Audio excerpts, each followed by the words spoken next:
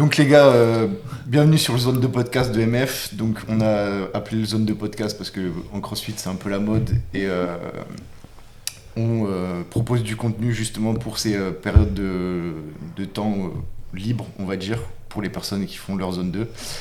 Donc merci d'être sur notre podcast. Ce sera écouté sur un biker, ça en gros. C'est ce que j'allais dire, du coup, c'est des vidéos à écouter quand t'es sur ton vélo. Ouais, exactement. Allure tranquille. Il y a que vélo, je crois, qui marche pour ça. Ouais, Rameur, le reste, c'est chiant. Ouais, ou alors tu peux faire quand tu fais ta vaisselle, quand tu fais ton ménage. C'est de la zone 2 là. Pour les meufs. Pardon. Allez, ça commence.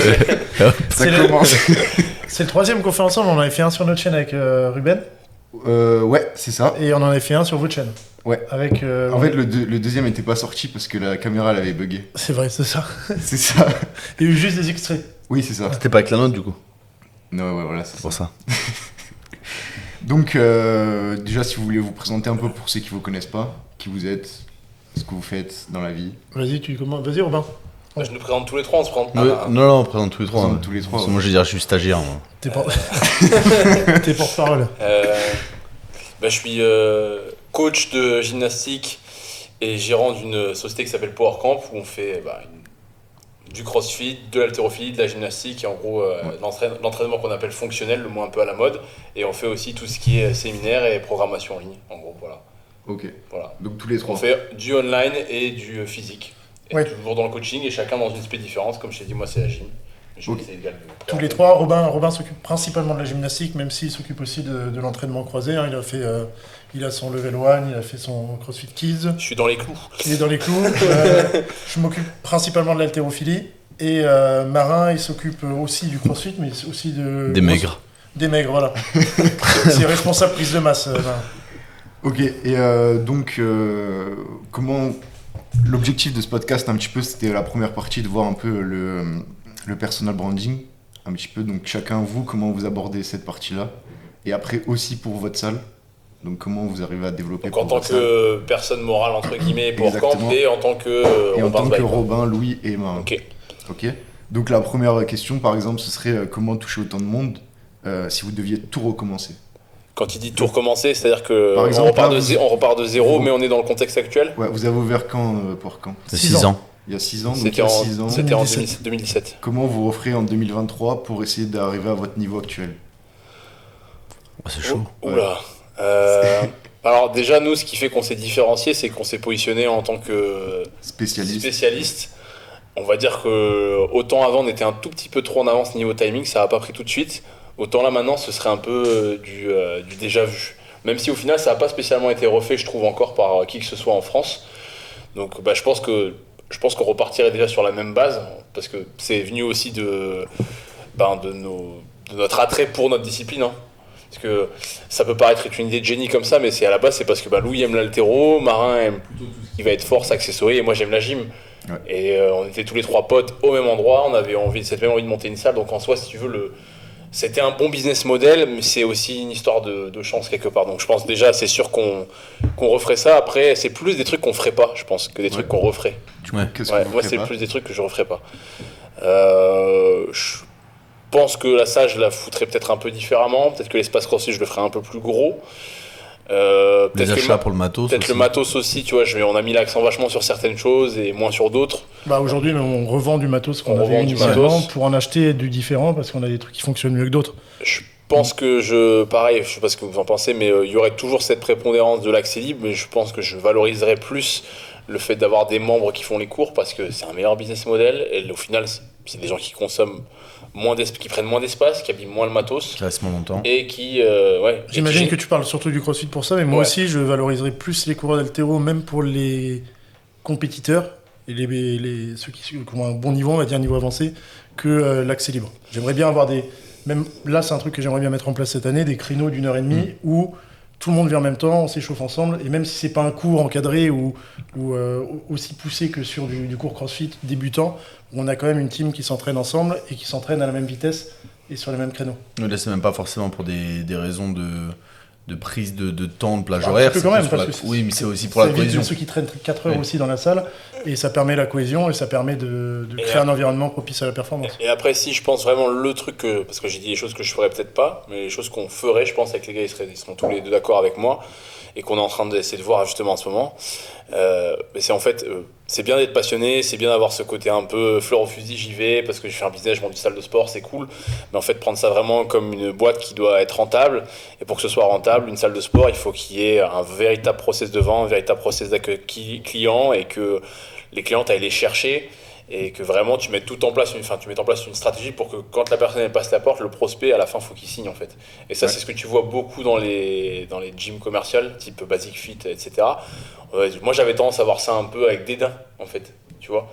Et c'est, en fait tu peux avoir une salle familiale et quand même avoir un process de Global Gym à l'entrée, c'est le mieux en fait. Tu prends le côté Global Gym pour faire grossir, et par contre tu fidélises parce que tu as un côté vachement plus humain, vachement plus, tu vois. Nous, c'est pas un peu le problème qu'on a rencontré aussi avec justement les programmations en ligne et notre structure, c'est vraiment qu'au début, les gens ils nous rencontrent, on commence à s'apprécier, etc. Et au bout d'un moment, c'est tu dois augmenter tes prix pour pouvoir vivre parce que c'est ton business, et les gens ont du mal à le comprendre aussi. Donc dans les salles de CrossFit, donc dans toutes les salles de CrossFit que j'ai pu côtoyer, c'est souvent ce qui se passe. C'est on fait un abonnement assez... Pour une salle de CrossFit de là où je viens, donc Avignon, on est plus aux alentours entre 70 et 80 € l'abonnement. Alors que si tu veux faire des bons cours, rester à 12 personnes ou 14... Ouais, tu peux pas, c'est pas viable. Et tu peux pas, c'est pas viable parce qu'il faut payer ton coach, il faut payer ton loyer, il faut payer ton matos, etc. Et renouveler ton matos. Donc il y a aussi dans ce truc de faire des cours co, avec un nombre de personnes limité qui va limiter ton développement aussi de ton entreprise. Après, tu as la question de la viabilité, comme tu dis, mais tu as aussi l'offre et la demande. Tu vois, moi, sur un séminaire, si tous mes séminaires sont pleins, il y a des listes d'attente ou autres, si je demande 50 € par personne par jour la première année, l'année d'après, je vais augmenter les tarifs parce que la demande fait que je peux avoir une offre qui est un petit peu plus chère aussi. Et ça, les gens, il faut qu'ils le comprennent aussi. C'est que tu peux te permettre de bouger tes prix, non seulement sur la question de la viabilité, comme tu dis, pour que la structure elle perdure, la structure ou l'entreprise, si c'est du coaching, mais aussi tu peux te le permettre s'il y a la demande qui suit derrière. Moi je pense que tout ça aussi, on en a parlé, je pense que c'est un sujet qu'on a beaucoup abordé entre nous, avec nos potes, et je pense que ça vient aussi du fait que les gens n'ont pas forcément de culture économique et de culture entrepreneuriale. C'est qu'en fait les gens ne se rendent pas compte quand tu t'imputes un prix, quand je te fais payer 100 €, et déjà t'enlèves 20%, parce qu'il y a 20% direct, moi je suis l'intermédiaire entre toi et l'État. Les gens l'oublient. Ensuite, après, il y a les charges. Et après, moi, encore une fois, que je me suis payé. Et en fait, alors c'est pas pour faire ouin-ouin, on est trop taxé en France, mais ce que je veux dire, c'est qu'il y a toute une dynamique qui fait que le prix que je te demande et moi ce que j'ai à la fin, il y a une énorme compression. La marge, elle est vraiment mangée. C'est à peu près 52%. Voilà. Pas que tu gardes. J'en veux pas aux gens parce que je pense que pareil, quand tu fais toute ta vie salarié, moi, il y a des choses. Moi, j'aurais fait quasiment que de l'entrepreneuriat dans ma vie, j'aurais jamais vraiment été salarié. Donc je pense que si je continue à faire ça pendant des années, il y a un décalage qui va se créer entre moi et les gens qui en ont fait 20 ans. Il y a des problématiques quand tu es salarié que peut-être un mec qui a une boîte ne peut pas comprendre. Je pense que ça fait partie des problématiques que les salariés n'ont pas le réflexe de... Ouais, mais c'est pour ça aussi qu'il faut des fois discuter beaucoup avec ses salariés ou des personnes salariées justement pour faire un pont et essayer que l'entreprise justement marche le mieux possible, je pense. Mais même par rapport aux adhérents, tu disais que là au début quand tu ouvres une salle ou là avec votre structure, tu as des amis, etc. Après tu dois faire des programmes un peu plus chers pour que ça marche et que des fois tu es obligé presque de justifier. Un truc qui est compliqué aussi, comme disait Robin, c'est que les gens ils n'ont pas trop la culture de l'entrepreneuriat.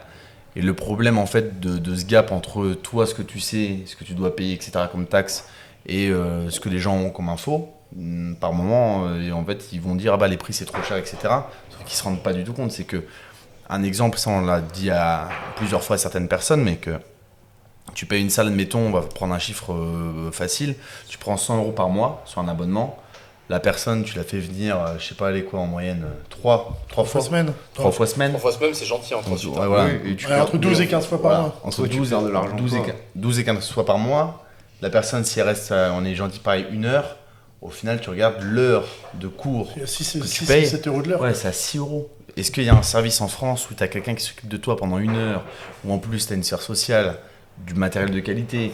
Les gens, et en plus, maintenant, ils sont de plus en plus exigeants dans les salles de CrossFit. Au début, c'était le côté un peu roots.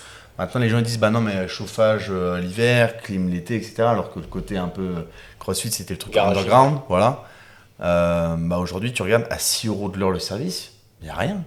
Tu vas dehors dans n'importe quel truc pour 6 balles, t'as rien qui dure 1 heure. Et c'est pour ça que les gens se rendent pas trop compte. Et tu regardes dans plein de pays où c'est plus développé, en tout cas sur la sphère entrepreneuriale, où les gens ils sont un peu plus sensibles à ce niveau-là, les prix sur les salles de CrossFit. Déjà, il y a 7-8 ans, c'était combien en Suède? Et moi, il y a 8-9 ans de ça, quand j'habitais à Stockholm, moi je payais juste pour de l'entraînement libre. Je payais en tarif étudiant par mois, je crois à peu près 130-140 euros par mois. Oui. En tarif étudiant, préférentiel. J'ai fait des box de CrossFit à Londres où j'ai fait des séminaires, c'était 275 livres le mois. Et c'était pas illimité, c'était 3 cours par semaine. Ouais. Puis pareil, ça on en a déjà parlé, je pense, des dizaines de fois, mais en France, tu ne payes pas directement pour la santé, tu ne payes pas directement pour le sport parce qu'il est associatif, tu ne payes pas directement pour l'éducation, et donc tu n'es pas éduqué à débourser pour ces milieux-là. Et quand tu arrives à 25 balais et qu'en fait tu payes 90 euros ta licence de judo et que d'un seul coup c'est 90 euros, c'est juste un mois dans la salle de sport à laquelle tu veux t'inscrire au lieu d'un an, bah forcément tu te dis il y a un problème, c'est pas possible. Et du coup tes attentes elles sont peut-être énormes. Bah, la phrase qu'on entend souvent c'est le sport faut que ce soit accessible à tous. Mais que dalle en fait. Bah, tu vas t'acheter tes baskets, tu vas courir si tu veux faire ça. Tous les sports ne sont pas accessibles à tous. Faire du sport oui, mais tu vas faire du calisthenics, tu vas dans... paire de pompes à Décathlon et puis tu cours et tu saoules pas. Ouais, après c'est pas que lié au sport aussi, c'est en France c'est quand même hyper social dans le sens où l'associatif est subventionné par le privé qui fonctionne. C'est-à-dire que nous on va mettre des prix, des trucs, on va être hyper taxé dessus. Tu as parlé de l'URSSAF, tu parles de la TVA, machin, on va être hyper taxé. Mais cet argent-là, indirectement, ça va être les subventions qui vont être utilisées par l'État. Et c'est ce qui va permettre aux associations de survivre. Donc les associations sont subventionnées pendant que nous, on est taxés. Et indirectement, on permet à ces associations de fonctionner. Après, pour me mettre du côté du consommateur, je pense aussi que nous, avec le prix qu'on demande, il faut qu'on soit capable aussi de montrer qu'on réinvestit.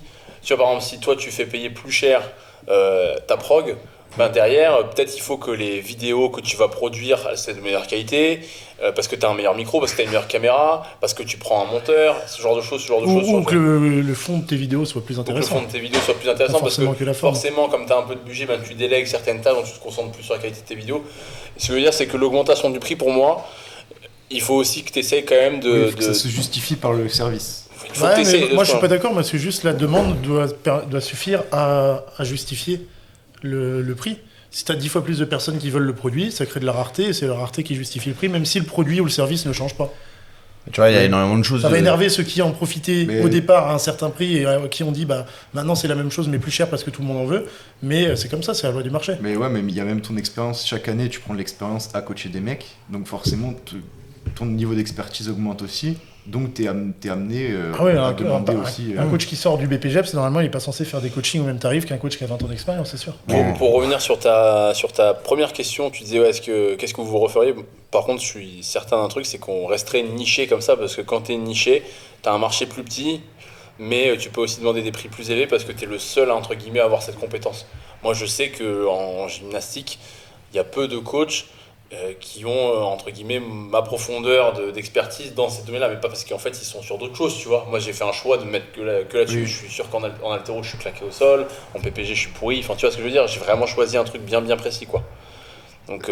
Ouais, juste encore pour revenir sur la première question, c'est un truc que je changerais, c'est peut-être mettre un peu plus d'implication sur le ciblage de nos adhérents, notamment des crossfitters. Parce qu'on a essayé de leur proposer un truc que nous on trouvait bien, mais on n'est pas parti du point de vue client. On est parti de notre point de vue, c'est un peu comme des ingénieurs en disant ouais, on va leur proposer ça, c'est mieux que ce qu'ils font actuellement, mais on n'est pas parti de leur point de vue. Ce qui fait qu'on a eu du mal à développer l'aspect communauté que tu as dans la plupart des box, en tout cas sur le CrossFit, alors que c'est ce que les gens veulent, en grande partie. On a eu du mal à leur donner ce qu'ils voulaient aussi, ça on va en reparler sur les programmations, notamment avec ce que fait EMF, on a dit en fait si votre objectif c'est progresser, il vaut mieux faire ça.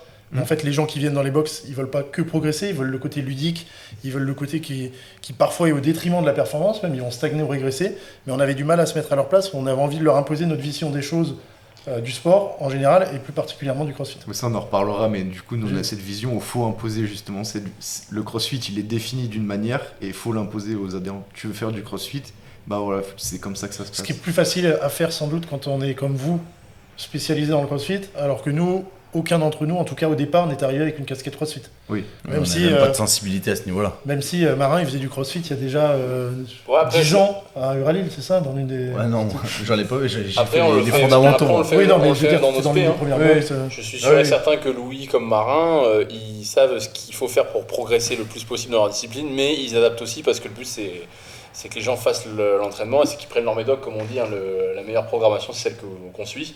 Moi par exemple, pas plus tard qu'il y a 1h30, j'avais cours de gym, il y avait un bloc où en gros on travaille le muscle up et les intermédiaires, c'est-à-dire ceux qui sont encore pas capables de les passer proprement, ou en tout cas qui ont un défaut vraiment technique énorme, type un chicken wing, ils avaient la possibilité de travailler juste d'accumuler un volume, mais il n'y avait pas de récupération, pas de temps imparti, et j'ai dit bon, si vous voulez vous pouvez faire un EMOM pour vous challenger un petit peu. Ils l'ont tous fait. Et en fait ils ont tous fait les mômes. Ils ont tous fait les mômes, ils ont tous fini parce qu'en fait ils ont besoin de, tu vois.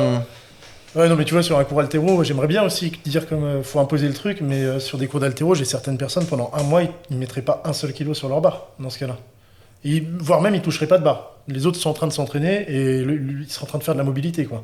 Il ferait des windmills avec un kettlebell, il se mettrait en position de squat pendant 30 secondes en gobelet de squat, mais il n'aurait pas le droit de toucher la barre parce qu'avec il n'a pas les prérequis pour faire de l'altéro, quoi. Mais du coup, est-ce que vaut mieux pas passer par là et lui dire bah c'est une pédagogie, tu vas faire ton mois ou ton 2 mois de mobilité pour arriver justement à pratiquer alors, l'haltéro. 100%, vaut mieux ça, mais si la personne qui est client te dit bah moi j'ai pas envie, je veux faire la barre, Il part. c'est là où ça devient compliqué. En gros, c'est ce que disait Robin au début, c'est que nous on a voulu imposer un peu notre vision des choses. Ok. Pour nous, la manière dont on fonctionnait ici quand on a créé la salle, Tu te mets pas une cartouche chiffre par semaine sur un WOD. dont on dispensait les cours, c'était dans une logique de progression pour tout le monde. Et en fait, on s'est mis en gros à la place des crossfitters en se disant bah, si on est des crossfitters, qu'est-ce qu'on aimerait avoir comme service et comment on peut au mieux les aider. Sauf qu'en fait, comme tu dis, tu vois, il y a plein de trucs. Si tu leur dis bah, il faut faire ça, la personne, si elle te dit ouais, mais en fait, c'est chiant. Je dis oui, mais ça, c'est pour progresser. Elle dit oui, mais c'est chiant. Et en plus, là, le truc que tu me proposes qui est chiant ne va pas me permettre, là, tout de suite, d'avoir une plus-value instantanée. C'est-à-dire que demain, je ne serai pas fort. Donc, déjà, c'est chiant et en plus, ça prend du temps. Et en fait, à côté, tu as quelqu'un qui dit bah là, tu as un truc où je te promets un truc aussi en retour résultat dans 6 semaines. Par contre, dès le début, tu t'amuses. Bah, si ça se trouve, il n'aura pas le résultat dans 6 semaines, mais lui, il va prendre le truc où il s'amuse. C'est pour ça que ce qui est dur et qu'on a un peu revu en changement, c'est qu'il faut prendre en compte aussi les attentes des gens et qu'il y a des gens qui viennent pour s'amuser, la sphère sociale, avoir un truc qui varie au niveau Se mettre une cartouche juste. Oui, il y a l'adhésion à ce que Pour tu moi, fais. en fait, Ouais. toute la subtilité de notre métier, elle réside là, c'est qu'il faut réussir à faire le bon mix entre ce qu'ils veulent et ce qu'il faut pour progresser, et ce que nous on aime proposer aussi, parce que tu vois, il y a peut-être des choses, des fois c'est pour progresser, et moi j'aime pas le donner, par exemple, ça peut être aussi être ça, tu vois, ça peut être dans l'autre sens, donc pour moi c'est juste ça, mais je pense pas que c'est soit l'un soit l'autre, je pense que dans tous les cas tu dois faire un peu des deux. Ça aurait été plus facile aussi de pousser notre vision des choses si on avait vraiment une tête de poupe CrossFit. Si tu es dans une box, tu vas à HFS à Bordeaux, tu as Guillaume Briand, qui est un des meilleurs Français, qui te dit bah faut faire comme ça, si tu veux être bon en CrossFit, il y a beaucoup plus de personnes qui vont le suivre que des personnes qui, comme nous, on peut avoir un recul sur le sport parce que ça fait hyper longtemps qu'on l'encadre, on en a fait un petit peu et on le coach, mais j'ai pas fait des résultats aux Games, ou j'ai pas fait les régionales, j'ai pas fait, donc quand je vais dire à la personne, l'autre il va dire bah j'ai vu sur Instagram que telle personne quand il poste c'est que des cartouches, je l'ai pas vu faire ces 25 minutes de mobilité en début de WOD, donc j'ai pas envie de le faire. Donc c'est un peu compliqué pour... Et puis, En fait, t'as pas de légitimité par rapport à certains pour pousser ce que tu veux. Après, moi, j'aime bien expliquer aux gens que moi, par exemple, en CrossFit, j'ai pas forcément fait des résultats. Moi, je m'entraîne maintenant pour moi et maintenant, je veux développer mon côté pro et mon côté perso. Mais que entraîner et s'entraîner, ça n'a rien à voir. C'est tout autre chose. Et en CrossFit, il faut savoir entraîner la discipline avant de s'entraîner, je pense. Pareil, il s'en est rendu compte avec monsieur Jean-Pierre Brulois de ça. Ah putain, ouais. Tu sais qui c'est ? C'est le premier Français qui a squatté 400 en roue. D'ailleurs, le seul, je pense. Ouais. Il a squatté 402,5 kg en roue. C'est à l'époque où Marc Vouillot il l'entraînait. Donc c'est. Non mais genre, ce mec est un monstre. Ouais, il a fait World Strongest Man avec John Paul Sigmarsson. C'était à Nice à l'époque. Il s'entraînait avec Lou à Lille, ce mec. La vidéo c'est à Nice. Et donc le mec est un monstre en squat. squat. Gros squatteur français de tous les temps. Et en gros, si tu veux, on l'a vu coacher son fils. Et c'est un désastre. En squat. C'est pas méchant, hein, mais c'était un désastre. En fait, son fils faisait objectivement de la merde, mais en plus, j'ai l'impression qu'il faisait exprès. Bref, il était en tongue aussi son fils, je crois, quand il squattait. Non, En tout cas, c'est lui qui est lui, il est en tongue parce qu'il peut plus marcher. Il peut plus faire ses lacets. Mais à part ça, je te dis, il savait pas le corriger. Et en fait, là, tu vois qu'il y a un énorme gap, tu vois, entre l'athlète et le mec qui est incapable de donner, mais juste un conseil basique déjà, sans forcément parler dans un truc technique. Hein. Puis à l'inverse, t'as des mecs comme le coach de Usain Bolt. Je sais pas si t'as déjà vu les vidéos où il se fait entraîner. Le coach de Usain Bolt, mon pote, il peut pas courir surtout. Oui. Il est gigantesque. Gros. Et du coup, quand t'es coach, il faut s'entraîner à entraîner justement. Oui, exactement. Hein. Je pense que c'est un des trucs qu'il faut que les gens y comprennent aussi et que pour qu'ils aient une adhésion aussi à ton discours après. Louis il s'est vachement perfectionné aussi, je pense, avec son taf parce que ça fait 6 ans qu'il coach des gens tous les jours. Je et qu'il amène des gens en compétition. Vu que j'étais nul, il fallait bien que je fasse quelque chose sur le coaching. Non, t'inquiète. Ça, par contre, je me le suis dit à moi. Et pour revenir à ce que tu disais sur le fait d'imposer des choses, je sais que tu l'aimes bien, je sais que tu lis des choses sur lui, sur Hormozy. Dans ce bouquin, il dit en fait, c'est soit tu veux avoir raison, soit tu veux être riche. C'est une phrase c'est un peu une punchline, et on comprend bien l'image. C'est qu'il y a un moment, ce que tu veux, avant tout, c'est répondre à l'attente client. Et en fait, le client, même s'il te donne l'impression qu'il veut faire du sport de haut niveau, ça, c'est ce qu'il te dit. Des fois, c'est même ce qu'il pense, mais c'est pas ce qu'il veut dans les faits, quoi. C'est pas ce qu'il veut dans les faits, mais on le voit aujourd'hui. Moi, j'ai compris un truc.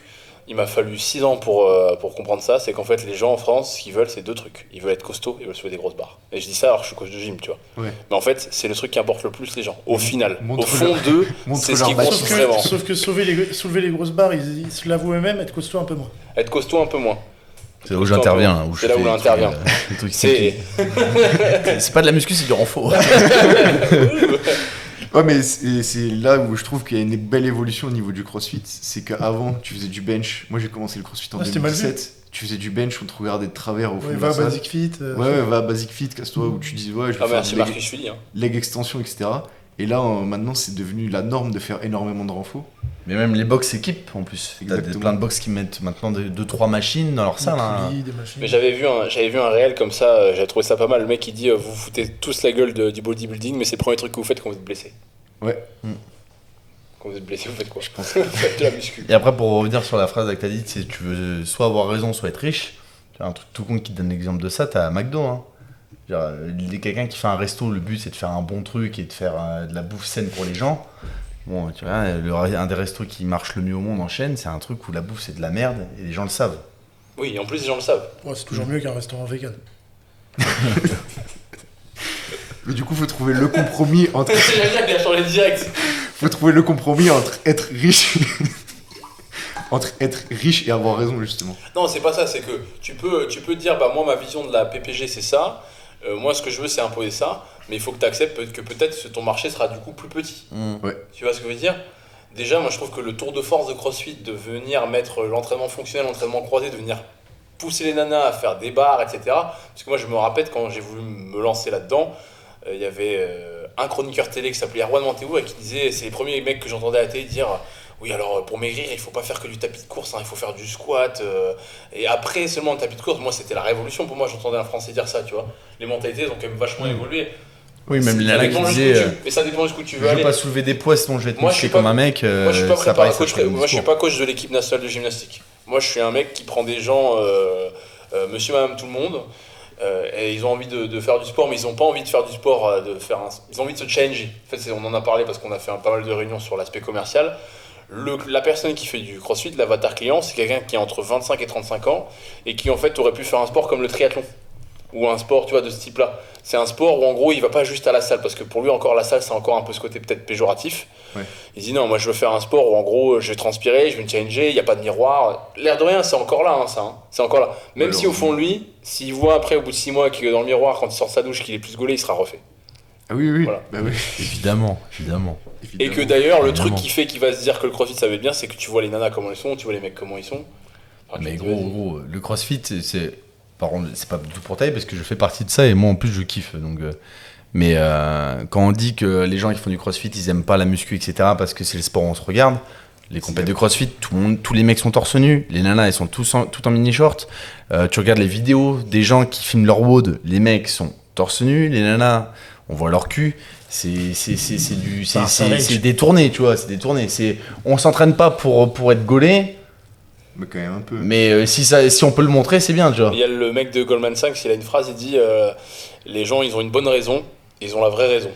La bonne raison, c'est le truc public, c'est ce que tu dis, et la vraie raison, c'est ta véritable motivation, quoi, à faire quelque chose. Si c'était pas le cas, pourquoi il y aurait autant de marques de vêtements de CrossFit, gros, tous les shorts, les leggings, machin de CrossFit, gros, tu viens en survêt. Moi, je trouve pas ça mal en soi, et du coup, moi. Non, c'est même bien. Moi, j'en fais partie, en fait, ces gens. J'en fais partie de ces gens-là, gros. Et en fait, notre but en tant qu'entrepreneur, c'est voir ce que veulent vraiment les gens, et ça, c'est un peu le truc qu'il y a, en fait, entre aujourd'hui et maintenant, parce que tu me parlais de qu'est-ce qu'on referait, mais c'est juste que maintenant, je les comprends mieux, les gens. Ouais. Bah t'avais compris la demande. Avant, je regardais tout par mon prisme parce que moi j'avais des désirs très différents de eux au final. Et maintenant que je les comprends, je pense que j'arriverai mieux à répondre à leurs besoins. Regarde, pour parler du physique, qu'est-ce qui fonctionne le mieux en haltéro niveau cob? Les Italiennes, les Chinois et Klokov. Ouais. Italienne et Klokov. Les Ouzbeks qui ressemblent à rien, t'as l'impression que c'est des fermiers qui ressemblent à rien, ils sont pas mis en avant et personne veut faire de l'haltéro. Les Italiennes elles sont fraîches et Klokov il est énorme. Ouais, les Chinois ils sont énormes aussi, ils sont énormes, ils sont secs, ils ont des physiques de mecs qui font de la muscu. Je vais aller plus loin dans la réflexion, moi j'y ai pensé, je me suis dit, je l'ai dit à ma meuf il y a quelques mois, je dis écoute, je pense qu'en vrai, il faudrait que je fasse un peu plus de muscu, je pense que je prends 1 ou 2 kilos en plus, ça fait monter mes ventes. Ah oui. Et je pense sincèrement, tu vois, tu dis que c'est avoir un public un peu plus étoffé, etc. Bien sûr, je me suis dit, il faut que j'arrive à le faire avec la gym, je veux pas, tu vois, parce que moi c'est un peu ma méthode, tu sais, il y a plusieurs chemins pour arriver à un seul et même objectif, moi ma voie c'est celle-là. Mais tu vois, j'y ai pensé. Oui, ça passe par le physique à fond. Voilà. Mais quand tu vois Baptiste, par exemple, un de nos coachs, je sais pas si vous connaissez, vous voyez qui c'est. Non, il aussi. Ouais, il était ancien gymnaste. C'est un strong. Il a été ancien gymnaste en équipe de France. Et le mec, il fait la roue, quoi. Ouais, il fait des trucs basiques. Il a des biceps gros, il a fait jambes à la place des bras. Ouais. Et il a vraiment un physique incroyable. Et il fait pas forcément beaucoup de muscu. C'est juste que la gym peut. Il a des cannes aussi ? Ouais, il a des cannes quand même. Il squatte 180. 80 kg de poids de corps. C'est fort en front squat. En bac. Je crois que c'est une blague qu'on peut placer tout le temps. Non, en plus, il a un physique monstrueux. Il a une endurance de porc, de cochon. Il a fait combien de barres muscle-up unbroken ? Il a fait 65 barres muscle-up, 36 rings. Non, c'est un Et là, on est. Et la coordination d'un gymnase, donc on a le théorie, c'est aussi. Hein. Et on a pour objectif, c'est moi qui le coach, de faire le record du monde en strict muscle-up. Donc il doit faire 22 reps. Et là, il a 18 actuellement. Il a fait 18. Pour redonner du contexte, moi j'en fais 10 quoi. Ouais, voilà. Et je suis pas mal. Je suis pas dégueulasse quoi. Je suis pas un monstre, c'est pas ma spé de faire de l'endurance comme ça, mais je suis pas mal. Tu vois. 10 c'est quand même costaud, il n'y a pas grand monde qui arrive. Moi je connais pas grand monde. 18 il fait plus, il fait 18. 18 c'est énorme et du coup le record du monde c'est l'objectif de son hors saison en gymnastique. Continuer à se faire plaisir. Donc on revient un peu à notre question là sur le personal branding. On va aller plus sur le côté réseaux sociaux maintenant. C'est quoi un petit peu si vous aviez un conseil chacun à donner sur le contenu sur les réseaux sociaux? Donner beaucoup. Produire et donner beaucoup. Sachant qu'au début, le contenu, il sera, je vais pas dire merdique, mais il sera pas top parce que t'as pas les moyens pour faire du bon contenu, ni le savoir-faire. Tu peux pas avoir un monteur, tu peux pas avoir un mec qui te filme, t'as des caméras pourries, t'as un logiciel de montage pourri, t'as un ordi pourri, mais faut en faire beaucoup, tu t'améliores en faisant. Plus t'avances, plus tu regardes ce que tu faisais au début et tu trouves ça ridicule, mais c'est ce qui te permet de grossir aussi. Et plus tu donnes aux gens, plus ils ont envie d'acheter. J'ai parlé de la demande tout à l'heure, mais comment accroître la demande pour des séminaires, pour des coachings, pour des programmations ou autres, c'est te faire connaître par plus en plus de monde, que les gens se mettent à t'apprécier, en plus d'apprécier le travail, le fond des trucs que tu donnes, et essayer d'aller dans cette voie-là, quoi. Après, on est dans j'allais dire l'haltéro, mais le crossfit c'est une niche quand même. C'est quoi la plus grosse chaîne de crossfit en France? Ça doit être Willy Georges?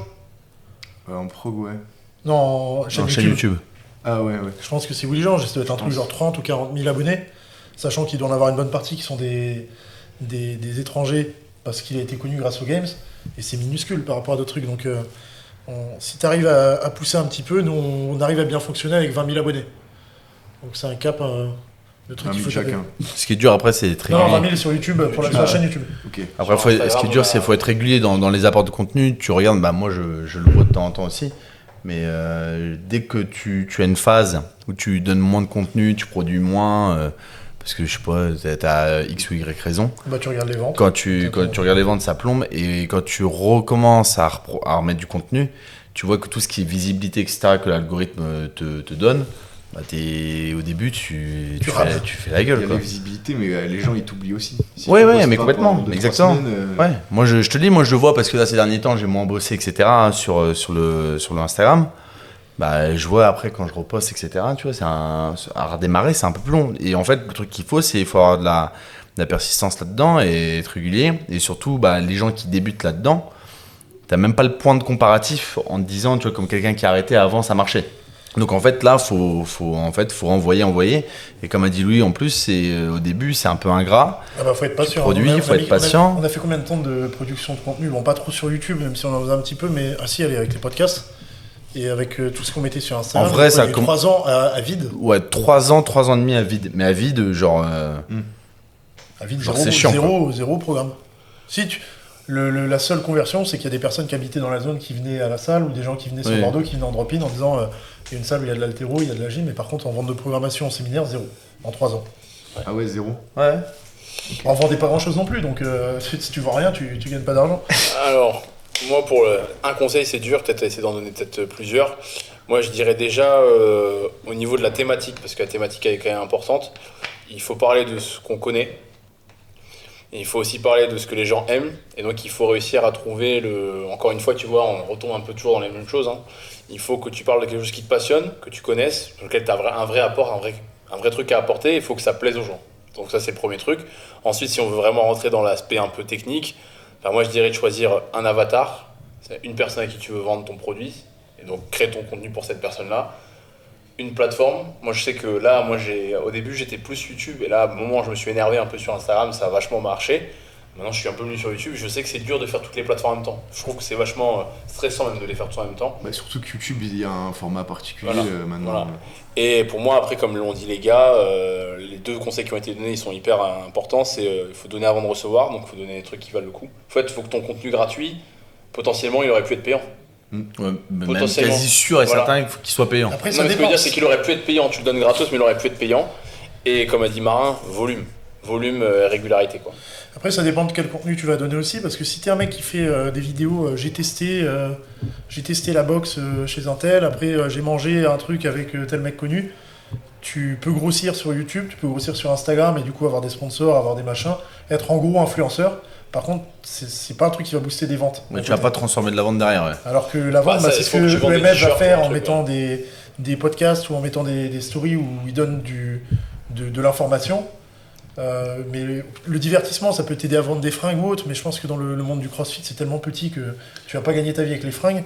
Donc les seuls trucs qui peuvent vraiment te permettre de vivre dans les sports dans lesquels on est, c'est pas le divertissement, c'est plus tout ce qui va être donner de l'info aux gens. Nous, c'est beaucoup tourné vers de l'éducatif justement, parce que du divertissement, déjà, on n'est pas... Nous, on n'estime pas... Oui, t'es pas très divertissant, toi. Ouais, je suis un peu chiant comme mec. Donc du divertissement, c'est pas orienté vers ça, mais plus vers justement de l'enseignement et essayer d'apporter du contenu. Et en plus, avec Ruben et Baptiste et Hugo, on a tous fait STAPS, on a tous reçu une formation de préparateur physique et essayer de retirer des informations de cette prépa physique et de l'appliquer justement au CrossFit, qui est vu comme une méthode de prépa physique directement de base. Et après, essayer de l'appliquer donc, au sport qui est en train de se développer. Et c'est avec ça que tu auras la meilleure transfo, parce que sans donner d'exemples concrets ou trop précis, par exemple, moi je connais des personnes qui sont sur les réseaux sociaux, qui ont beaucoup de monde, qui sont connus plus dans le divertissement, etc., dans le CrossFit ou autre, et qui, malgré la quantité de personnes, vendent pas énormément de programmation, s'ils vendent des programmations, tu vois. Et nous, avec le petit volume qu'on a d'abonnés, on vend beaucoup. Et en fait, comme tu dis, c'est que selon ce que disait aussi Robin, c'est que en fonction du produit que tu vends, il faut que tu sois raccord avec ça. C'est-à-dire qu'en gros, si toi, ton but, c'est de vendre de la programmation avec de la prépa, un truc éducatif, un truc sérieux, si en fait tes vidéos, c'est des trucs où tu fais le con avec des barres, c'est pas raccord. Les gens qui suivent ne sont pas les gens qui vont acheter, quoi. Mais nous, ça a fonctionné au début, surtout parce que c'est Robin qui portait le truc, mais même si on avait les podcasts où c'était de l'info, un des trucs qui a fait décoller un peu plus la chaîne, même si on n'a pas une méga chaîne YouTube, ça a été les vlogs pendant le confinement. Et les vlogs, c'est vrai que c'était plus un truc divertissement. C'était un peu, il y a des trucs, c'était limite télé-réalité, c'était filmer la vie dans la salle, mais ça nous a pas fait vendre du tout de faire ça. Par contre, ça a permis d'avoir une base de personnes. Oui. Et en quelque sorte, on a réussi à convertir derrière, en montrant que ça c'était un des trucs marrants sur le coup, mais qu'on pouvait apporter un contenu à côté qui était un contenu plus qualitatif, on va dire. Si tu regardes nos 3 profils Instagram, on a 3 partis pris, 3 disciplines différentes. On a le même avatar, mais on s'y adresse de manière complètement différente. Je vais commencer par moi. Moi, je fais du contenu vraiment éducatif. Donc je te donne des tutoriaux, etc., etc. Louis, c'est la preuve sociale. Il va te montrer. Tu as envie d'intégrer un groupe. Il y a un groupe qui fait la programmation School of Champions. Et ils font tous des résultats. Et tu as la preuve sociale parce que les résultats, tu les vois en story, tu les vois en post, etc. Et tu vois des résultats toutes les semaines. Donc en fait, tu vois les mecs progresser. Et tu vois que c'est un groupe.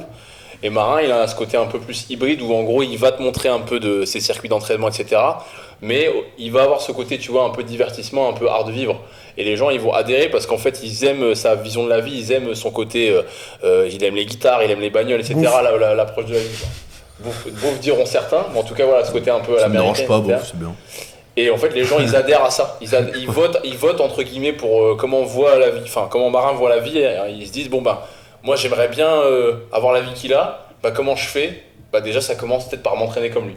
Ouais, mais il apporte aussi du contenu éducatif. Oui, ce que je veux dire, c'est qu'il est un peu hybride. Là, sur tes derniers réels que tu as sortis. En fait, on le fait tous, mais à différents degrés. Louis, par moment, il met des trucs sur du divertissement où il va faire, je te dis, un réel où il a écrit, je sais pas comment il s'appelait, le clip de Drake qui est au milieu de tout le monde.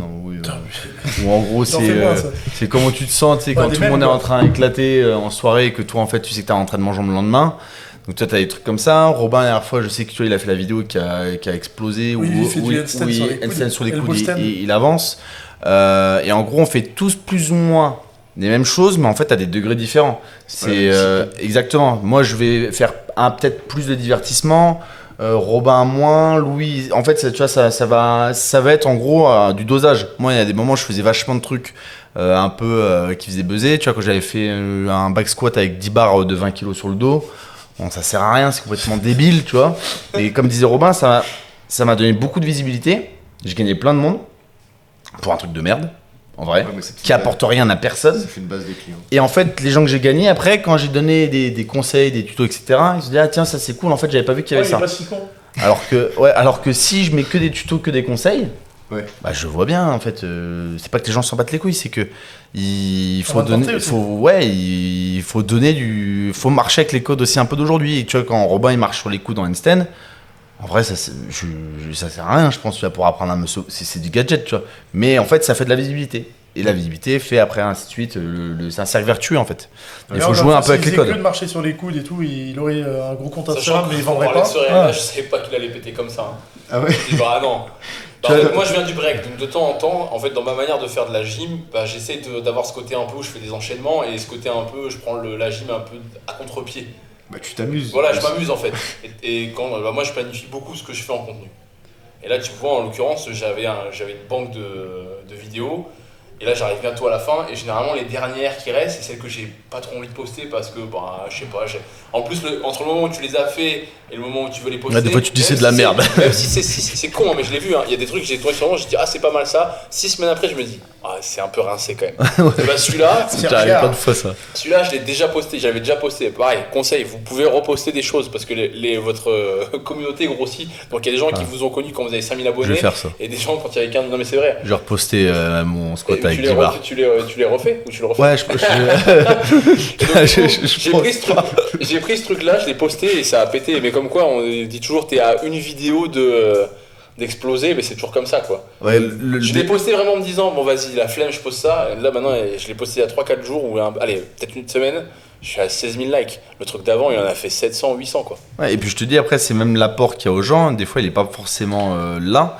Et je suis sûr que Louis, quand il poste, par exemple, s'il poste l'arraché de Redon, des plots là où il avait arraché 180 des plots. 185 des plots. Bon, les gens en fait, ça les aide pas à progresser. En fait, c'est du divertissement. C'est putain, le mec, il fait un truc de ouf. Oui, c'est sa preuve sociale. Ouais, mais en fait, ce truc-là va buzzer. Voilà, c'est au-delà de la preuve sociale, frère. Quand t'arraches 185 des plots, c'est. Mais tu vois, c'est. pas moi qui ai formé Redon. Mais voilà, tu vois, c'est. Je te dis, c'est un mélange de tout, tu vois. Je pense que. Et même le contenu éducatif, au final, c'est du divertissement parce que les gens, ils l'enregistrent. Moi, je serais curieux de voir combien de personnes, le pourcentage de gens qui ont enregistré le circuit que t'as mis le font. Je pense que c'est rien du tout. Mais c'est comme se donner bonne conscience. T'as vu un truc, tu dis vas-y, je réessayerai. Tu vois. Ouais. Donc même et pareil sur YouTube, je regardais un YouTuber business et il donne des conseils pour un peu développer. Il dit, quand vous regardez des vidéos sur YouTube, même si c'est des vidéos d'éducation, prenez des notes parce que sinon ça devient du divertissement comme un autre en fait. Tu regardes des trucs en te disant, ou comme quand tu lis un bouquin, si tu prends pas de notes, si tu sais pas de l'appliquer à ton business, tu t'es diverti. Super mémoire. Tu t'es diverti quoi. C'est ce que je disais moi dans un de nos podcasts, c'est que moi dès que j'écoute un truc ou que je lis un truc, j'ai toujours des notes à côté. C'est bien, moi j'arrive pas à faire ça. Parce que justement après, il y a trop d'informations, tu filtres rien du tout. Ouais, ça reste pas. Ça reste pas en fait. Ça fait pas le tour dans ta tête un petit peu. Je pense qu'on peut passer à la suite et essayer de voir un petit peu si vous produisez aussi du contenu pour votre salle un petit peu en ce moment sur Instagram, j'ai vu. Vous essayez. C'est Robin qui s'occupe de ça. Honnêtement, c'est un point un peu de difficulté, pour être tout à fait honnête avec toi, parce qu'en gros, je t'explique un peu comment ça s'est fait. Au début, on a fait le compte Instagram de la salle et le YouTube. On avait nos Insta, mais on s'est pas dit on va faire grossir nos Insta, pas spécialement. Parce qu'on s'est dit c'est notre boîte, c'est ce qui compte. On avait quelqu'un qui nous a pas mal aidé à faire grossir le Insta, parce qu'on n'avait pas envie de s'en occuper très clairement, on avait envie de faire le YouTube, et surtout on a eu envie de faire nos Insta, parce qu'on a vu que ça prenait en fait, ça prenait plus que l'Insta de la salle. Puis finalement, aussi parce que tu as certaines personnes qui vont être intéressées par ce que produit Mara et pas moi, et inversement, il y en a qui vont être intéressés par ce que je fais et pas par Robin. En fait, le truc de faire le fait de développer votre Instagram vous-même, c'est logique parce qu'il n'y a que toi qui peux te vendre en fait, et il y a peu que toi qui. Mais ça peut être une décision stratégique. Oui, voilà, c'est ça. Ça s'est fait un peu spontanément. Donc en fait, en voyant que en développant nos Insta, naturellement, ça a marché pour les diverses raisons qu'a évoqué Louis. On a vachement délaissé l'Insta de la salle, surtout que la personne elle travaille plus avec nous après, donc vraiment. C'est devenu un peu plat. Et à un moment, on s'est dit si on veut acquérir, parce que ça c'est bien pour l'online, mais on s'est dit. Est-ce que pour tout ce qui va être abonnement et salle de sport, est-ce qu'il ne faudrait pas qu'on relance un peu ? Donc j'ai mis en place une stratégie qui a un peu de mal à démarrer, pour être sincère, tu vois, c'est un peu dur parce qu'en fait, y a pas, moi maintenant quand je poste un truc, j'ai 50 000 personnes qui potentiellement peuvent tomber dessus. Les gens ils savent que j'ai posté du bon contenu avant, donc ils sont sensibles de regarder, alors que nous là on n'a pas entre guillemets, on n'a pas une bonne réputation sur l'Instagram de la salle. On n'a jamais posté du contenu, il n'y a jamais aucun truc qui a pété en fait. Il y a des gens qui sont abonnés à nous parce qu'on est une salle connue en France et qu'ils veulent savoir peut-être s'il y a des infos, des promos, etc. Mais je pense pas qu'ils nous suivent pour le contenu qu'on poste dessus. Tu vois, c'est un peu comme, je sais pas, il y a des gens qui vont suivre Cristiano Ronaldo. En vrai, Cristiano Ronaldo, son compte, il est claqué au sol. Tu vois, il y avait juste des photos de lui ou des trucs comme ça. Les gens s'en foutent, mais ils sont contents de suivre Cristiano Ronaldo, quoi. Alors, j'ai pris un exemple un peu fort, mais vous voyez ce que je veux dire ? Ouais. Donc là, en gros, on voudrait bien redynamiser ça. Mais c'est pas évident parce que du coup, comme c'est PowerCamp, on essaie de contenir du produit CrossFit. La stratégie est difficile aussi parce qu'on a, encore une fois, c'est une question de légitimité. Il y en a qui vont produire du contenu CrossFit qui sera meilleur que le nôtre. Ouais. Parce que Robin, il pourra faire tous les efforts qu'il veut dessus. Vous pouvez voir par rapport à votre vision et votre prisme aussi.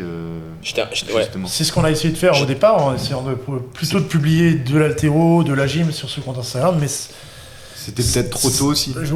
Ouais, mais les crossfitters étaient moins sensibles. Et en soi, s'ils veulent cette vision-là, les gens qui veulent cette vision-là suivent déjà nos trois comptes. Donc ils ont le différentiel. On essaie de tout croiser sur l'Instagram. Ce que j'essaie de faire là, par exemple, c'est de faire un peu ce que je fais sur mon Insta à moi, mais en crossfit. Donc je vais donner par exemple un éducatif pour apprendre les double under. Je vais donner une méthode pour cycler les cleans, tu vois, selon la charge.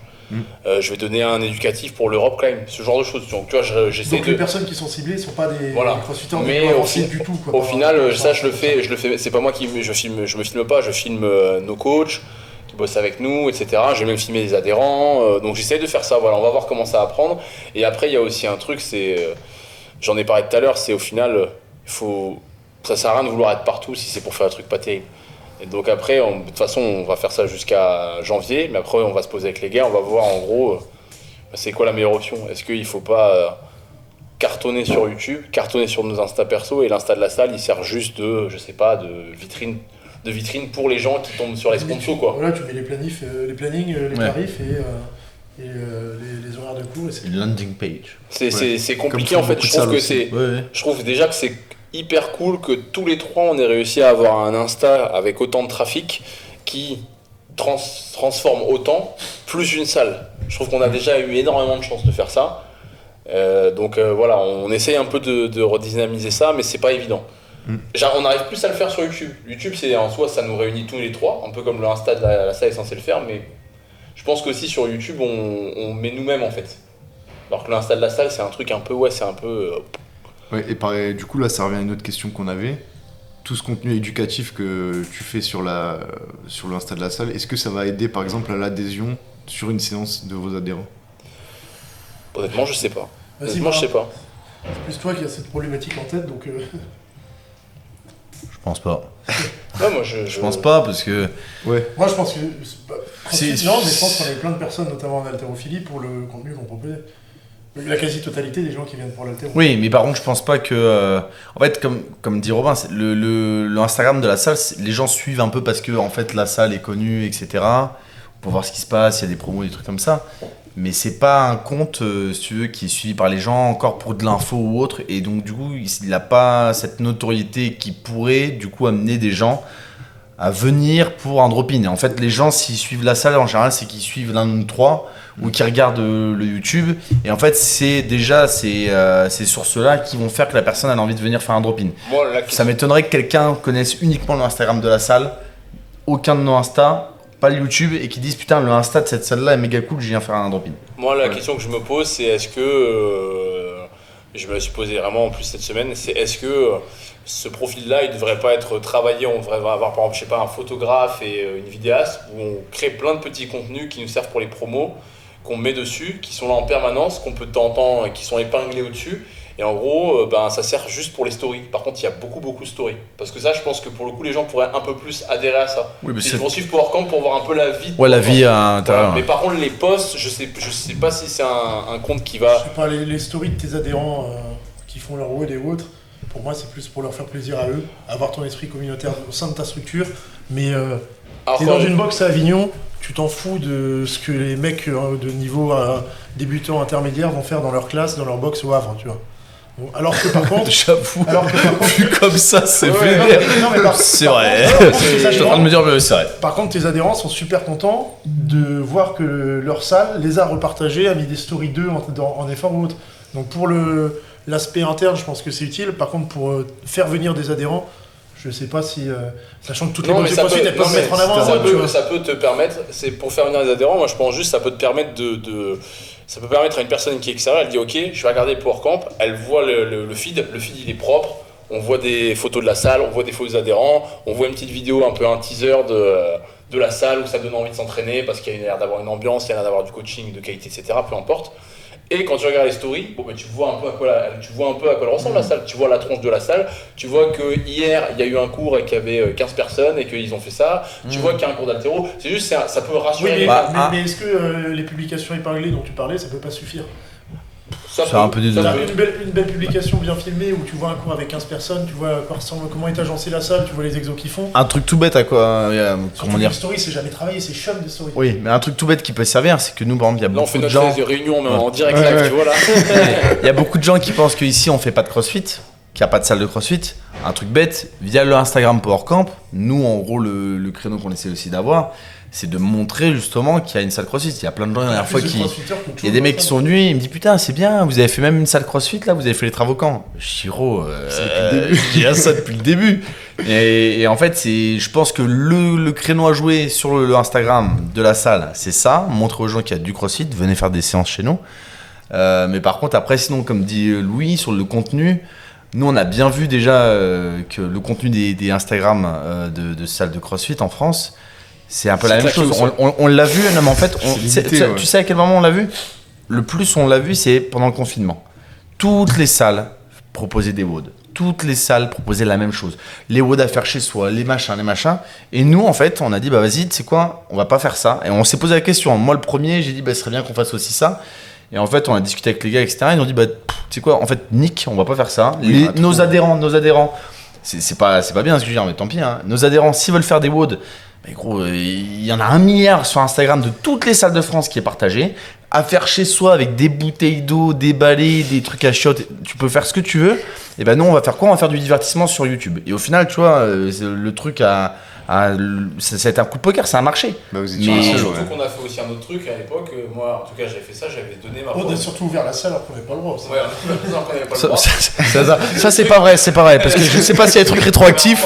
On a fait. Je disais que même pendant cette première partie confinement, on a donné des progs au final. J'ai donné des progs de gym à faire. On a fait comme Enrico Macias. Voilà. Donner. Ok, putain. C'est souvent ça, les blagues un peu à côté là. Ouais, mais ça c'est une blague culture musique. Ouais, culture musique. Et les gens le matin, je les vois, il suit, il fait. Il s'est mis sur son téléphone. Bon, en tout cas, voilà. Ce qui est bien, c'est que ta question elle nous a permis d'amorcer un sujet. Je pense que du coup, entre ce que j'ai, la stratégie et ce qu'on va faire, je pense qu'on va en faire juste une vitrine. On va travailler un peu les postes. On va peut-être prendre un vidéaste, une photographe et faire un truc chiadé qui ne bouge pas. Et c'est comme une landing page et ça ne bouge pas, c'est tout le temps comme ça. Et c'est tout. Et tu arrives sur ça, et en gros, t'as les infos, les machins. Et c'est juste, tu fais des publications sponsorisées sur Insta, et les gens ils sont redirigés vers sur Insta. Je pense qu'on va l'aborder comme ça, parce qu'au final. Vas-y, on fait ça semaine pro. Parce que ça me saoule. Ça va prendre du temps pour les posts et tout, vas-y, on fait ça direct. Parce que là, en gros, on s'est organisé comme ça, c'est moi qui m'occupe de la mise en place de ces trucs-là. Donc là, tu vois, pareil, j'en avais fait en avance, j'avais genre 15 posts. Parce que du coup forcément le volume je me suis dit je peux pas faire autant que pour mon Insta, donc j'en faisais moins, et ça tu vois, autant mes trucs à moi je trouve qu'ils sont claqués au bout de 6 semaines, ça au bout de 2 semaines ou une semaine je me dis putain c'est déjà claqué.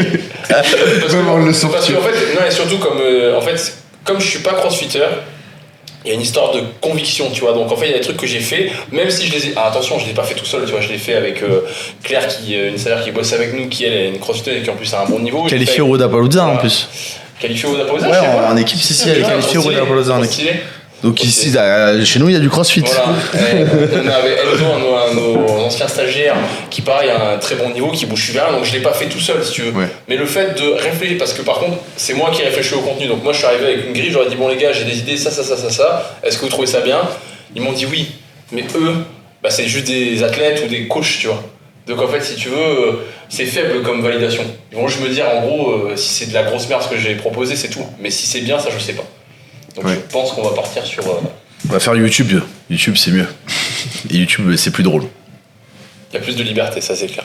Je pense qu'on a vu un peu tout ce qu'on avait à voir au niveau des questions sur le branding. Après, on peut voir maintenant un peu les questions sur la programmation. Et vous, comment le coaching, vous l'abordez? Par exemple, à Louis, la première question qu'on avait marquée, c'était à partir de quel moment tu orientes quelqu'un vers une prog standardisée, une prog personnalisée, du coaching perso, par exemple, en physique ou quoi? En haltéro, du coup. En haltéro, mais ça va dépendre parce que tu as même des personnes qui vont avoir un niveau. Ça va pas être en fait une échelle où tu vas faire du standard et après passer en perso. J'ai des personnes que j'ai en prog perso où j'ai fait de mon mieux pour les faire progresser ou autre. Et en fait, c'est des périodes où ils basculent sur la prog standardisée de la salle et ils se mettent à faire comme les copains, les copines qui se remettent à progresser parce que tu as un truc que je peux pas apporter qui est l'environnement.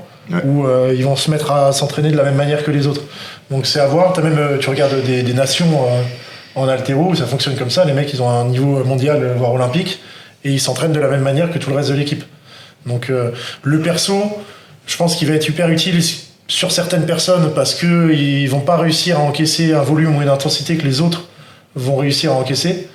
Après, si tu as une programmation où tu as une variation dans la sélection des exercices qui est suffisante, je pense qu'avec une prog standardisée, tu peux réussir à taper sur à peu près tous les défauts.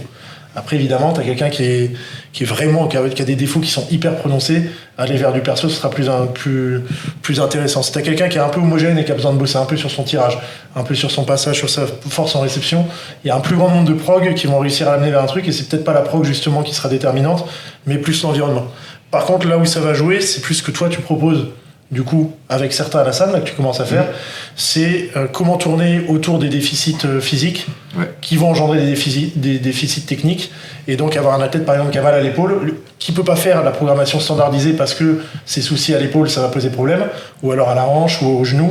Et là, ça va être hyper intéressant d'avoir une prog à côté qui va être axée. En fait, ça va être quasiment une prog kiné, sa prog en faux, pour réussir à le remettre sur la piste pour pouvoir faire une programmation plus générale. Et après, l'autre point, c'est les échéances et le calendrier.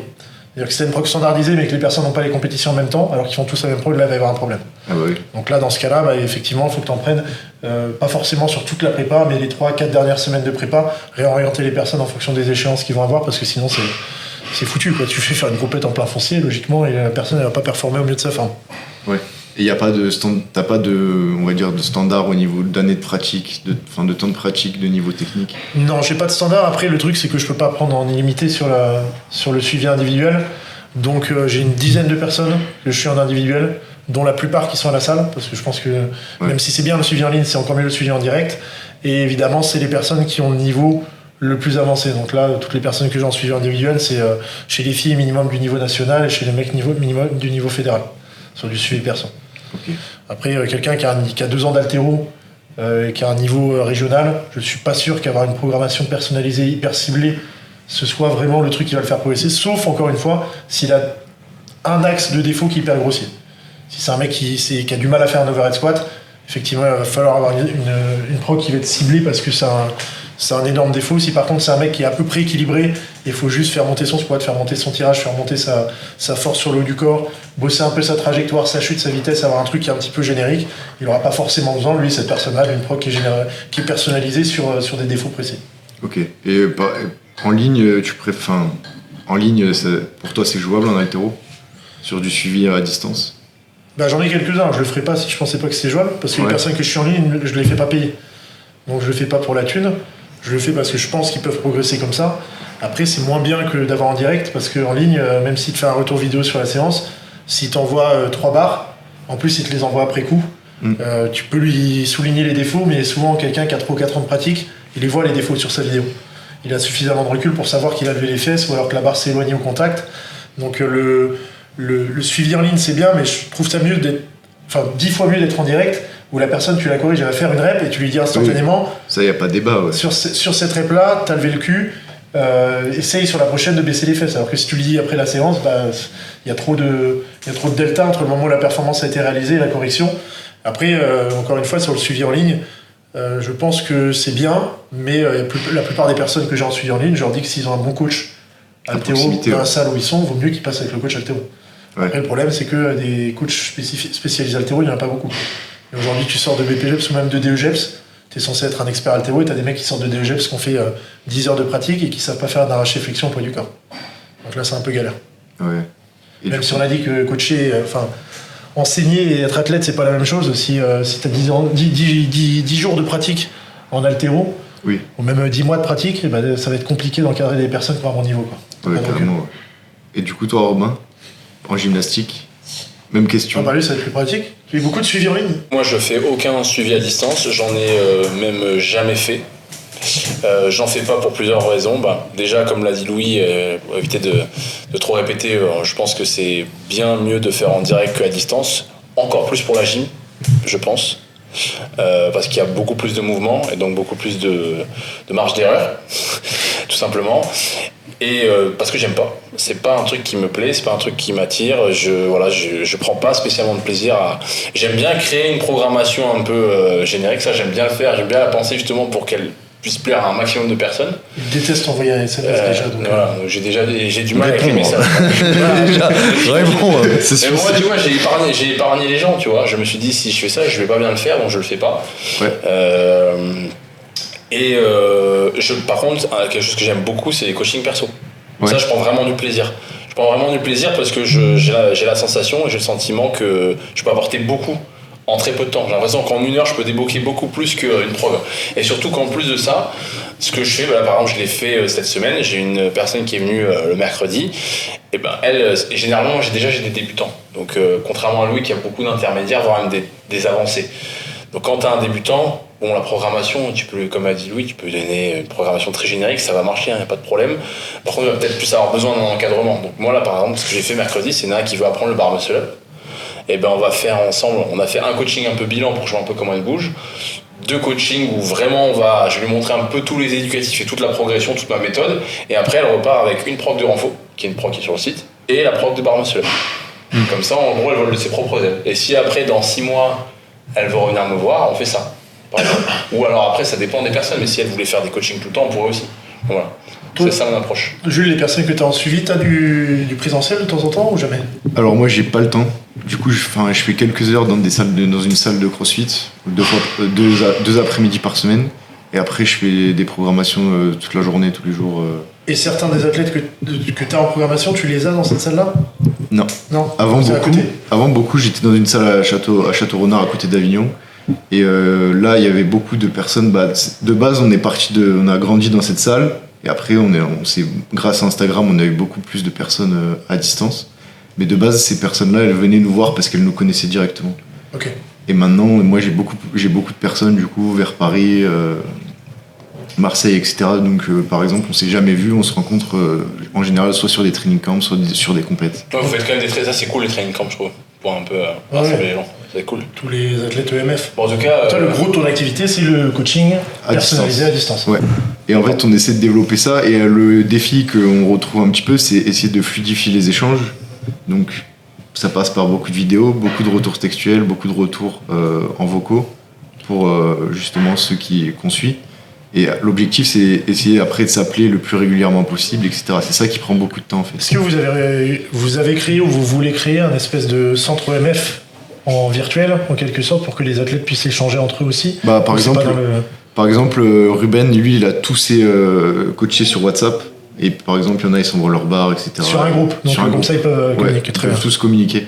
Et après, il y a souvent, en fait, ce qui arrive, c'est par exemple, j'ai Dimitri, un mec qui était en Géorgie avec vous. Ouais, qui a suivi ma prog altéro avant de basculer chez EMF. Ouais, c'est ça. Et parce qu'il voulait se remettre au crossfit, mais continuer à faire de l'altéro. Un gros squatter.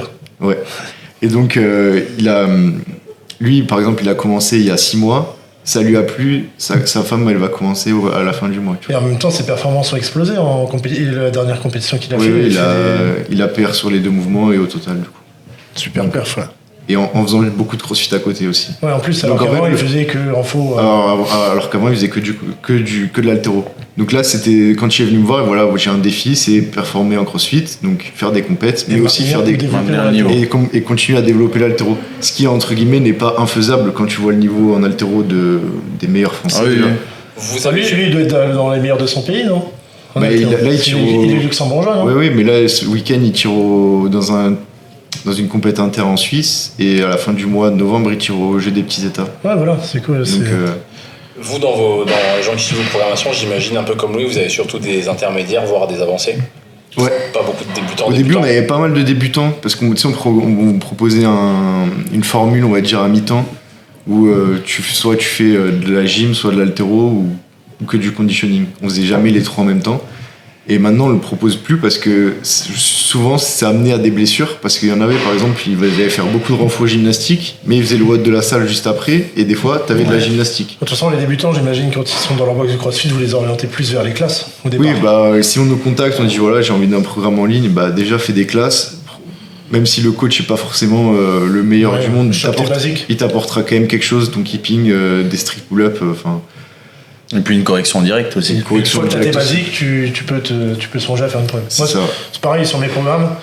J'ai mis niveau intermédiaire. Niveau intermédiaire, ça veut rien dire, mais ce que je dis, c'est souvent 1 an et demi, 2 ans de CrossFit ou 1 an d'haltéro. J'ai dit 1 an d'haltéro ou 1 an et demi, 2 ans de CrossFit ou niveau région en haltéro. Oui. Et en réponse en story, il y en a qui m'ont tombé en disant que niveau région en haltéro, c'était plus qu'1 an d'haltéro ou 2 ans de CrossFit. Je n'étais pas trop d'accord, mais... Ouais, mais après, t'as les purs haltéros qui font ça depuis qu'ils ont 13 ans et ils te disent si tu fais pas les France au bout de 2 ans, t'es... Ouais, mais le niveau entre région et France, c'est des années-lumière. Pour certaines personnes, c'est 10 ans, voire même une vie. Voire jamais. Voire jamais, ouais. T'as beaucoup de personnes qui vont faire de l'haltéro à 6 entraînements par semaine et qui n'auront jamais les minima France, alors que les minima région, je pense vraiment que si t'es sérieux... en 2 ans de CrossFit ou 1 an d'haltéro à fond, tu peux aller taper, quoi. Encore plus si t'es une fille, vu que les minima sont un peu plus atteignables. Et toi, Marin, du coup, au niveau CrossFit, là j'ai une question qui m'est venue par rapport au renfo. Vas-y. Et moi, une de mes observations, parce que moi je mets énormément de renfo dans mes programmations, il passe beaucoup plus de temps à faire de la muscu que faire des metcon ou même du conditioning ou de l'haltéro ou de la gymnastique. Les bases. Pure. Vraiment, les bases, développer des structures. Qu'est-ce que t'en penses, toi, à ce niveau-là? Pour moi, en fait, les crossfitters, ils devraient même pas faire de WOD si souvent que ça. C'est en gros, même si leur sport c'est le crossfit, pour moi, le fait de faire des metcon, c'est le côté ludique du sport, pour la plupart des gens qui font du crossfit, surtout sur le niveau débutant. Mais après, même dans le niveau plus avancé compétiteur, là, en fait, pour moi, l'intérêt de faire des metcon, c'est quand t'es proche compète. Comme un mec, je te dis, qui ferait du triathlon, il va faire en fait les 3 sports d'affilée quand il s'approche de ses compètes. Mais sinon, pour moi, quelqu'un qui s'entraîne correctement, c'est quelqu'un qui, dans la semaine, va bosser son haltéro en technique, va faire ses barres, etc., va bosser aussi sa gym, et après, va faire du renfort à balle. Quand je dis renfort à balle, ça sous-entend aussi, moi, sur mon expertise, plus aussi les mouvements de force, type faire du squat, donc avec différentes variations, tu fais du volume, des fois après tu fais de la force ou autre. Et pour moi, le Metcon, c'est vraiment la partie que tu pourrais garder surtout sur les hors-saison pour les compétiteurs, que tu gardes 1 à 2 fois par semaine, tu vois, maximum. Parce que. Tu fais bosser comment tant que son cardio et son endurance de force alors? Ouais, bah, pour moi. Non, mais pas parce que le cardio, un mec qui n'a pas d'endurance de force, il est nul en CrossFit. D'ailleurs, moi, je pense avoir un bon cardio. Mais je suis relativement bon en haltérogie, mais je serais nul en CrossFit. Parce en fait, pour moi, je vais faire direct, mais puis ça va être. Sur leur saison. On a fait WOD tous les deux.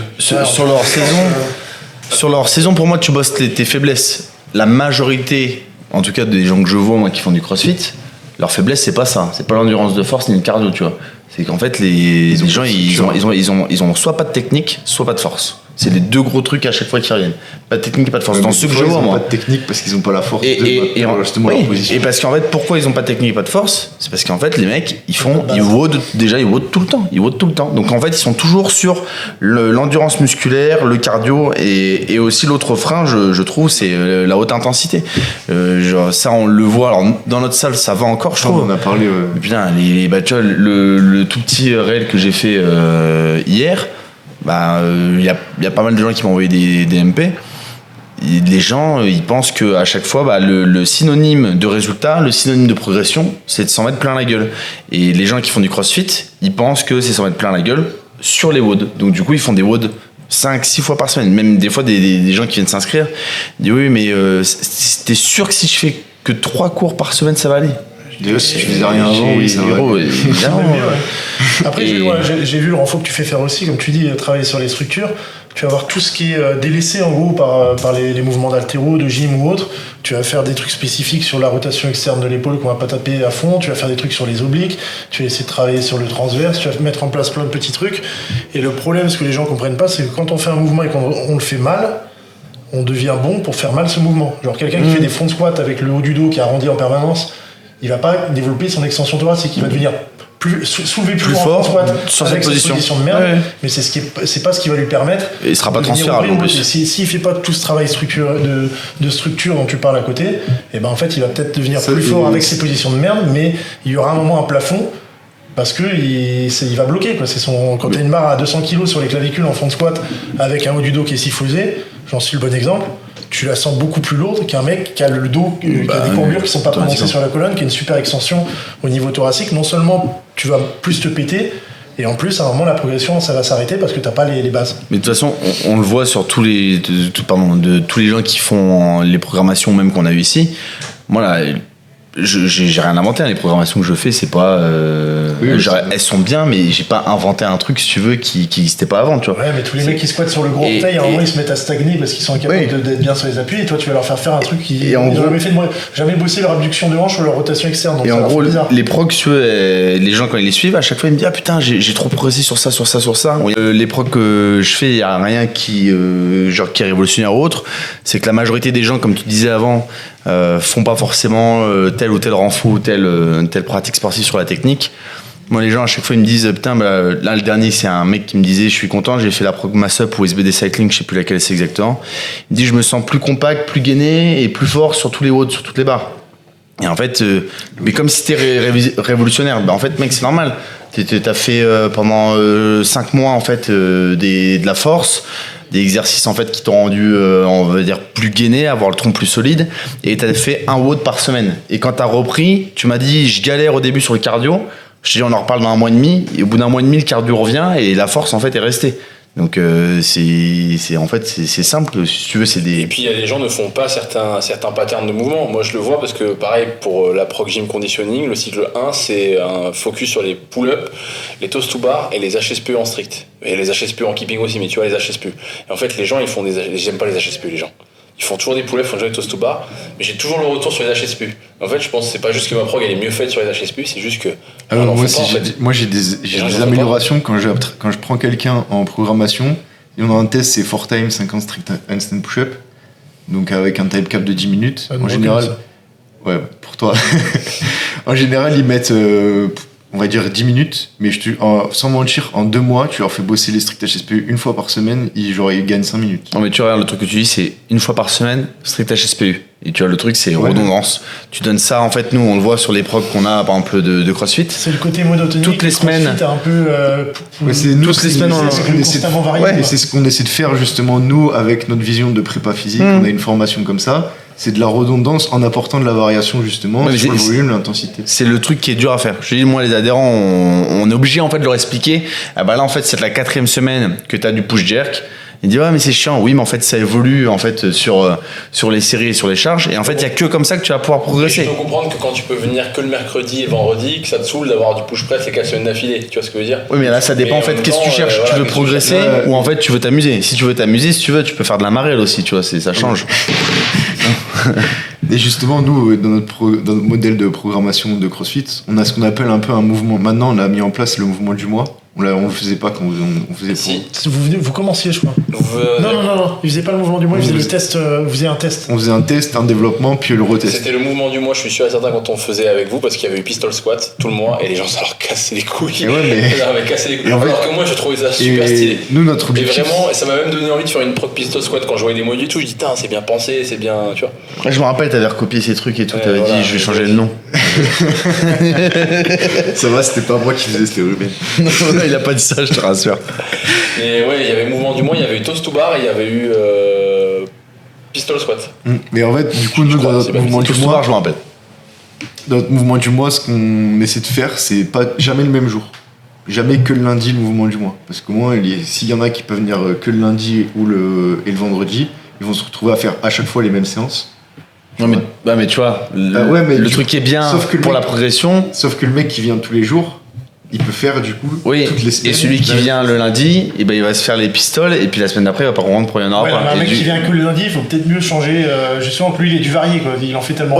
Lui, quoi qu'il arrive. C'est toujours compliqué. Tu peux t'acheter. De toute façon, il n'y a pas la recette magique. Hein. Non, mais c'est compréhensible. Un mec qui vient 5 fois par semaine, il aura sa redondance. Par contre, un mec qui vient 2 fois par semaine, vaut mieux que ce soit pas pistol squat, toast to bar et basta. En général, un mec qui vient 5 fois par semaine en plus, il va du coup prendre une programmation à part en général. J'ai rarement vu des gens qui viennent 5 fois par semaine que sur les classes. Putain, on en a pas mal. Peut-être parce qu'on fait pas de prog crossfit en individuel. Voilà, ouais, on a pas mal. Ok. Et après, petit point de vue au niveau de la programmation, j'ai vu que vous avez reçu Sean de Upside Strength. Ouais. Donc lui, il a beaucoup démocratisé ses principes de basse intensité, de zone 2, etc. J'ai vu ce qu'a dit Ruben sur la zone 2, mais c'était exactement ça, qu'en fait... En gros, c'est pas la zone 2 qui faisait progresser, c'est juste que ça calmait un peu les mecs dans leur élan de faire en permanence de la haute intensité des trucs, que la zone 2 c'était bien, mais que c'était pas... Après, on a eu une discussion justement avec Ruben par rapport à ça, et moi je trouve que la zone 2, elle est trop sacralisée. Je sais pas ce que vous en pensez. La zone 2, c'est quand je vais chercher mes courses à pied. Quoi. Oui, voilà, mais c'est trop sacralisé en mode il faut venir à la salle toute 1h30 sur ton bike.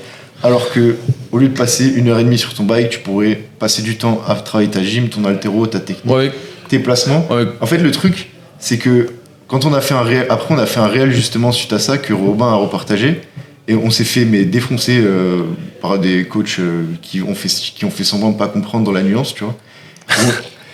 Je sais qui.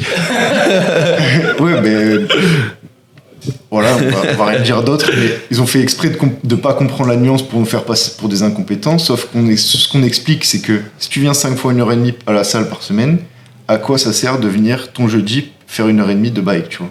Passe là à faire ta technique en gym, passe là à faire ta technique en haltéro, et en fait, ce qu'on a retrouvé en commentaire, c'est en mode... Oui, mais travailler sa gym, c'est intense, et travailler sa technique en haltéro, c'est intense. Moi, je trouve qu'en tout cas, de mon point de vue, ça l'est plus, tu vois. Sur ma pratique, si moi je devais faire du vélo 1 heure, ou si Louis me demande de faire des overhead squats 1 heure, moi ça va me puiser de ouf. Ça l'est plus, mais est-ce que faire un metcon à très haute intensité, ça l'est Non, mais sur ce qu'a dit Louis, tu vois, je rejoins l'idée, c'est que je pense que ça aide aussi les gens à progresser, parce que ça leur fait un moment de récup en fait. Ça dépend du profil. Si c'est quelqu'un qui en faisait trop, ça va lui permettre de progresser parce que ça va baisser un peu son volume. Oui. Sur la semaine. Et typiquement, les gens qui en font trop quand ils font leur technique, et je pense qu'ils s'en mettent quand même dans la gueule. Je suis d'accord avec Jules, le CrossFit, il y a tellement à bosser que quand tu veux passer à l'étape supérieure, si tu as les capacités de récup derrière, Si tu peux venir que 4 fois dans la semaine et qu'il y a une des 4 fois où tu viens, c'est plus rentable. Sur ton vélo, sur ton téléphone et que tu fous rien, oui. Et ben en fait celui qui est à côté va faire juste de la structure en gym, un peu de renfort ou de l'haltéro très léger pour bosser ses positions. Ce sera plus rentable. Le mec, ce sera plus rentable. Comme je vous disais, les coachs des mecs des Games, maintenant il y a des podcasts où ils expliquent un petit peu comment ils entraînent, et ils expliquaient le coach de Travis Meyer par exemple et de Noah Olsen que Travis Meyer ou Noah Olsen passaient 4 ou 5 heures à faire de la zone 2 dans la semaine. Sauf que c'est des personnes qui s'entraînent 25 heures. Qui s'entraînent 6 à 8 heures dans la journée. Oui. C'est leur travail. Donc il faut comprendre ça, que apporter justement cette manière, ça augmente ta charge d'entraînement, mais aussi ça te permet de réduire aussi un petit peu tout au niveau hormonal, au niveau nerveux, de revenir à un niveau un petit peu plus normal. Donc, après, je partage avec toi le fait que les gens... après, encore une fois, c'est toujours sur la notion ce qu'il faut faire pour progresser et le plaisir à l'entraînement. Mais moi, je vois des nanas qui arrachent 60, 65, 70 et qui savent pas faire un bar muscle-up, quoi. Et qui disent qu'elles font du crossfit. C'est-à-dire qu'à la limite, tu dis tu fais de l'haltéro, mais tu dis tu fais du crossfit, tu sais pas faire un bar muscle-up, tu fais 70. Bah, je me dis, en fait, c'est juste que t'aimes pas la gym, mais c'est pas grave, tu vois. Fais pas de gym, te casse pas les couilles, fais ta version du crossfit, tu vois. Fais ton truc, fais un truc où tu fais. Non, mais, tu vois, fais ce que. Voilà, mais moi je le vois, ça je l'ai vu plein de fois. Plein de fois je le vois ça. Des nanas pareil qui ont un niveau hyper bon, hein, même partout. Elles savent faire des bar muscle-up, c'est grave, elles savent pas faire un ring parce qu'elles ont peur. En fait, ta priorité, si tu veux progresser, ça devrait être faire du ring muscle-up tous les jours. 3 fois par semaine, en tout cas au moins. Ouais, ou sur ton jour où c'est un peu plus light, tu viens, tu fais que des ring muscle-up, au moins t'es concentré sur ça au niveau. Ouais, tu fais des petits drills qui sont pas. Ouais, ou des émums, même après sur la suite technique. Je veux pas à l'encontre des gens. Hein. Moi, c'est maintenant, je comprends comment ils veulent et je les embête pas, tu vois. Genre, ok, cette personne-là, ce qu'elle veut, c'est avoir beaucoup d'haltéro, faire un petit peu de crossfit de temps en temps pour être avec les potes, et voilà, c'est ça qui lui plaît. Ou alors, t'es quelqu'un qui a envie d'avoir que ces mouvements-là, et ces mouvements-là, ils s'en foutent, tu vois. Moi, j'ai fait un cours tout à l'heure, j'ai fait du bar pull-over.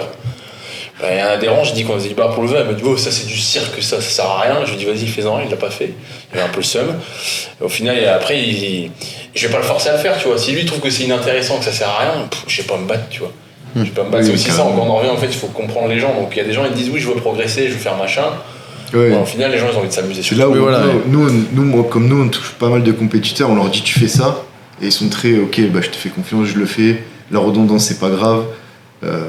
Je pourrais faire des ring muscle-up, j'ai pas envie ou j'ai pas la force d'en faire actuellement, mais je vais passer 6 mois à faire des tractions aux anneaux, à travailler sur les anneaux parce que c'est un agrès qui est quand même assez particulier, parce que c'est instable, etc. Tu leur expliques, et comme nous c'est un public où ils vont être très ok je le fais. C'est pas la même démarche. La personne déjà si elle s'adresse à toi, c'est comme quand quelqu'un s'adresse directement à Louis ou Robin pour du coaching perso. En fait si tu fais la démarche de demander quelque chose, de demander de l'aide. Oui, il y a beaucoup moins de remise en question derrière. En fait, si au premier exercice ou à la première prog, le mec il dit ah mais en fait ça j'aime pas, en fait nique, tu vois. Carrément. Demande rien. En fait, si toi tu sais mieux que la personne à qui tu demandes, en fait pourquoi tu demandes, tu vois. Fais ta prog. C'est exactement les problèmes que j'ai eu de temps. Nique ta mère. Et petite dernière question pour finir, après. Avant que ça recoupe. Avant que ça recoupe. Sorry le monteur encore, je pense que c'est deuxième fois très pas bien. Donc moi des observations qu'on a pu me faire ou des retours qu'on a pu me faire de mes clients qui revenaient d'autres programmations, c'est que c'était très peu cyclé et que c'était énormément d'intensité, des WOD tous les jours, etc. Et moi j'aimerais un petit peu, vous l'avez donné, mais un petit peu votre mot de fin là-dessus. Par rapport aux programmations, le cyclé justement en gym, cyclé en haltéro. Programmation des classes ou programmation plus de crossfit indiv quoi. Indiv, ouais. Les gens qui ont un indiv, je vais pas pouvoir donner trop mon avis sur. Ou alors déjà comment on devrait faire en haltéro selon toi. Je vais donner mon avis sur la partie haltéro plus sur le crossfit. Le principal problème, je trouve que c'est le squat. Les crossfitters, ils ont tous un gros tirage parce que c'est un sport où il y a énormément de travail sur la chaîne postérieure. T'as énormément de travail debout, donc les mecs ont une hauteur de fou.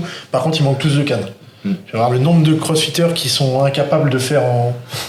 Venez. Le nombre de crossfitters, ils vont avoir un power clean à 100 kg et leur max en back squat, ça va être 120 ou 130. Ils vont avoir une différence, ou alors ils vont avoir un power clean à 90 ou 95% de leur squat clean. Et, 100% ou 105. Ouais. Putain, ouais, en plus, ça, je me rappelle. Ça, c'est même plus un problème de force sur les cannes, je pense que c'est plus technique, les mecs. Ah non, mais je me rappelle je connais plus leur prénom, et puis je n'ai pas envie d'afficher les gens, ça sert à rien. Mais il y avait des personnes qui étaient venues, qui s'étaient inscrites ici, qui étaient restées un petit moment, tu vas te rappeler après, qui faisaient vraiment du crossfit à fond. Et en fait, il avait plus en power clean qu'en front squat. C'est-à-dire qu'en fait, il aurait été incapable de la remonter en flexion. Ouais, alors que c'est. Bah justement, il n'y a pas de logique. Un haltérophile, pour lui, c'est pas logique ça. Les crossfitters que je viens qui m'envoient des messages sur Insta en disant ouais, j'aimerais bien faire une partie spécifique haltéro. Il y en a plein qui disent pour bosser ma technique, mais très souvent c'est pour dire parce que j'ai pas de force dans les jambes ou autre. Et quand on en discute de leur programme actuel, ils font du squat 2 fois par semaine, toujours le même format. Une séance front squat, une séance back squat. Certaines personnes ça va suffire. Si tu as une faiblesse jambe, faut en faire plus. Que 2 fois par semaine. En haltéro, c'est le premier truc que tu fais sur une prog perso haltéro. Un mec qui manque de force sur les jambes, tu lui en fais faire plus souvent, pas forcément lourd à chaque fois, mais une exposition plus fréquente au squat. Et l'autre point, c'est que ils font des metcons où ils vont se taper des 21-15-9 en thruster. Donc en fait, ils ont une endurance musculaire qui est énorme sur les jambes. Et la prog crossfit qu'ils font, c'est du 4x8 en squat avec du tempo. C'est des séries qui durent 50 secondes ou 1 minute. Donc en fait, ils sont quasiment sur la même filière énergétique que sur leur metcon. Par contre, ils font jamais de doublé ou de triplé lourd qui est la base de l'haltéro. Donc ce que je leur dis, c'est même le x5, si tu viens du crossfit, il faut en faire très peu parce que le x5, t'es déjà moins spécifique et t'es moins sur du travail de force. Si tu veux vraiment taper dans le nerveux et faire de la force, fais que des doublés, des triplés lourds. Même pas forcément lourd. Doublé et triplé à charge intermédiaire où tu mets de la vitesse. Et des triplés, doublés, triplés lourds. Mais arrête de faire des séries où tu dépasses 3 reps parce que t'en fais déjà 3 tonnes et t'en as fait pendant 5 ans dans ton sport. Ça t'en revient aux bases de la force, Zaturski, 1 à 3 reps. Une à 3 reps, mais encore une fois, pas forcément sur les pourcentages parce que souvent les mecs qui ont développé à fond l'endurance musculaire, qui sont sur des fibres plutôt lentes sur les cannes, ils vont être capables de faire beaucoup de répétitions à des hauts pourcentages, mais elles sont lentes. Alors qu'il faut que, normalement, tu fais un triplé à 80%. Ça bouge. On va pas parler en mètres par seconde, on n'est pas sur un podcast VBT, mais 80% en triplé, normalement, la troisième rep, elle va très très vite. Oui, et la première encore plus. La première, c'est un air squat à 80%. Et il y a beaucoup de personnes qui viennent du crossfit, c'est pas le cas. Et encore, tu parles de profil de gens qui font déjà du squat 2 fois par semaine. Parce que oui, non, mais je parle de crossfitters de niveau intermédiaire, voilà. Pour avancer, parce qui que veulent. Moi, j'en ai plein qui, en fait, se rendent pas compte, ils comprennent pas pourquoi ils sont faibles en jambes. Mais je dis, tu fais du squat combien de fois par semaine ? Bah, 1 fois et encore. Une fois quand il y a un. Ouais, voilà. Et encore, il faut faire plus souvent. Il faut bosser leur vitesse en squat parce que si ton squat à 80% il est lent, il y a un grave problème. Pour l'haltéro, en tout cas, c'est un sport de vitesse. Même pour le puissance, crossfit. Même pour le crossfit. Et bosser après du squat lourd pour t'habituer à avoir des charges lourdes. Regarde, Marin, quand il est en période foncière, quand il était avant de se péter, tu lui mettais une barre à 240 sur le dos, elle était hyper lourde sur le dos parce qu'il n'a pas l'habitude de toucher ces charges-là, qui fait que du x6. S'il veut pousser son squat, il fait cette structure avec la période de 2-3 mois, il va faire des séries de 5, 6, voire 8, il va varier les contractions, il va faire de l'iso, il va faire du stato-dynamique, et ainsi de suite. Par contre, quand on va rebasculer sur du lourd, s'il veut sentir 240 léger sur son dos, il faut qu'il touche à 220 plus souvent. Quand j'ai fait 270, comme 240, je le fais en air squat. C'est comme si tu veux arracher 130, il faut toucher à 120 toutes les semaines. Ouais. Bah ça, c'est le problème des personnes. Il n'y en a pas trop en crossfit, ça va en haltéro, il y en a beaucoup. Dès qu'ils ont la moindre petite erreur technique sur leur mouvement, ils ne vont plus monter. Ouais. Parce qu'ils disent, c'est pas parfait ou autre. Mais du coup, ils se retrouvent jamais à la limite. Et si tu vas pas proche de tes limites physiologiques, ton corps il s'adapte pas et tu progresses pas. Donc de temps en temps, il faut essayer de pousser. Ça, crossfit, il n'y a pas trop ce problème là. C'est limite, faut essayer de calmer un peu. Malheureusement, faut plus les calmer. Et en haltéro, ça arrive souvent que quelqu'un te dise, si tu fonctionnes en RPE, tu dis fais-moi un truc RPE 8, et l'autre il fait une rep, tu dis t'es encore en train de t'échauffer. Ah non, j'ai senti qu'elle était un peu devant, j'ai pas envie de monter. Et ben en fait la personne elle se met à stagner aussi parce qu'elle touche pas assez haut pourcentage. Et du coup toi Robin, au niveau de la gym alors pour la partie gym, c'est ce que j'ai pu observer parce que j'ai miné dans la programmation de ma copine et la programmation de ses copines un petit peu, c'est pas forcément la même, pour voir un peu parce que ça m'intéresse. Et le reproche qui est fait souvent, c'est que c'est difficilement scalable. On propose pas beaucoup d'options. Si tu veux, par exemple, t'as un truc, ça va être, il faut faire 20 ring muscle up et à chaque break, il faut faire 5 wall walk. Et le scale, c'est travailler sur vos rings. Donc c'est un peu léger quoi, c'est un peu ce que j'ai comme retour. Et je pense qu'en fait que quand tu n'as pas un mouvement, c'est très compliqué, voire impossible d'apprendre une prog avec les programmations de CrossFit, la plupart des programmations de CrossFit que tu as sur le marché, parce que ils mettent pas en place les modules pour apprendre. Ça c'est une première chose, et je pense qu'ils le font pas parce que ça les fait chier, parce que c'est chiant en fait. Oui, ça, je l'ai déjà dit pareil 50 000 fois en podcast, mais en fait l'haltéro, moi j'envie beaucoup les gars pour ça, c'est qu'en fait ils écrivent une séance. C'est une seule séance, parce que c'est pourcentage. Moi, si je veux vraiment faire les choses bien, je peux me retrouver à écrire 3-4 séances, et je peux même aller jusqu'au bout, tu peux même en faire 5. C'est ce que je fais dans mes trucs, je mets dans mes progs. C'est pour ça que j'ai fait des progs de mouvements, pour apprendre les mouvements uniquement. Mais là, je pense faire une prog mensuelle, et je sais que ce qui me freine à la faire, c'est ça. C'est que je sais que si je veux la faire, en fait, la séance 1, je vais devoir écrire littéralement 4 versions. Peut-être pas pour le warm-up, peut-être pas pour le finisher, mais il y a des blocs où c'est vraiment, ils sont différents. Là, tu vois, j'ai fait cours de gym sur les barres muscle-up. Ben, tu vois, j'avais 3 groupes différents. Et ils faisaient tous les 3 un truc foncièrement différent. Il y avait des gens qui maîtrisaient déjà le bar muscle-up, ben, je les ai fait bosser le triple touch. Alors que moi, donc nos fit snatch, 70% pour tout. Il y en avait d'autres, eux, ils avaient le fameux MM dont je parlais en début de podcast, et il y en avait d'autres, ils avaient un drill. Tu vois, rien que ça. En fait, les programmateurs, moi je pense pas qu'ils soient pas compétents. Je pense qu'ils ont la flemme de le faire. Moi, par exemple, je m'occupe de notre programmation RX Inter. Donc c'est RX, donc tu as un niveau RX, Inter Plus et Inter, justement, à chaque fois pour la gym. Tu vas avoir un skill, pour ceux qui maîtrisent les règles muscle up, un truc où il faut construire du volume et de l'endurance sur le mouvement. La partie 2, ça va être un skill et un truc où, à la fin, un petit finisher, mais avec beaucoup moins de volume. Et la partie Inter, c'est vraiment que du skill. Et après, moi, ce que je reproche souvent, c'est qu'on laisse un peu de côté les basiques, traction lestée, dips lesté. Dips tout court. Ça fait un gros dips, toi, il n'y a pas longtemps. Oui, j'adore les 80 dips. kilos. Ah bien. On va faire un match avec Robin dans 4-5 semaines. Ils font pas de dips, les crossfitters. Non, mais c'est malheureux. J'avais deux adhérentes dans la salle, j'avais mis la station de dips, j'ai regardé le truc que vous faites jamais, alors que s'il y avait 4 exos à garder toute ma vie, je le prendrais celui-là. Ouais, des dips au matador, c'est vraiment la base, quoi. Et même en haltéro, ça peut t'aider. Regarde, moi je vois le méga, ça va, mais j'ai beaucoup de filles qui ont des difficultés au jeté par rapport à l'arracher l'épaulé. La dernière compète où on allait, tout le monde se foutait de ma gueule en disant que je formais que des arracheuses plutôt pour les filles, mais c'est des filles qui ont du mal à faire 5 dips. Et elles aiment pas ça, c'est pour ça qu'elles ont du mal à progresser, parce que je leur dis d'en faire. Mais par contre, même en haltéro, comme tu dis, les basiques comme les tractions et les dips.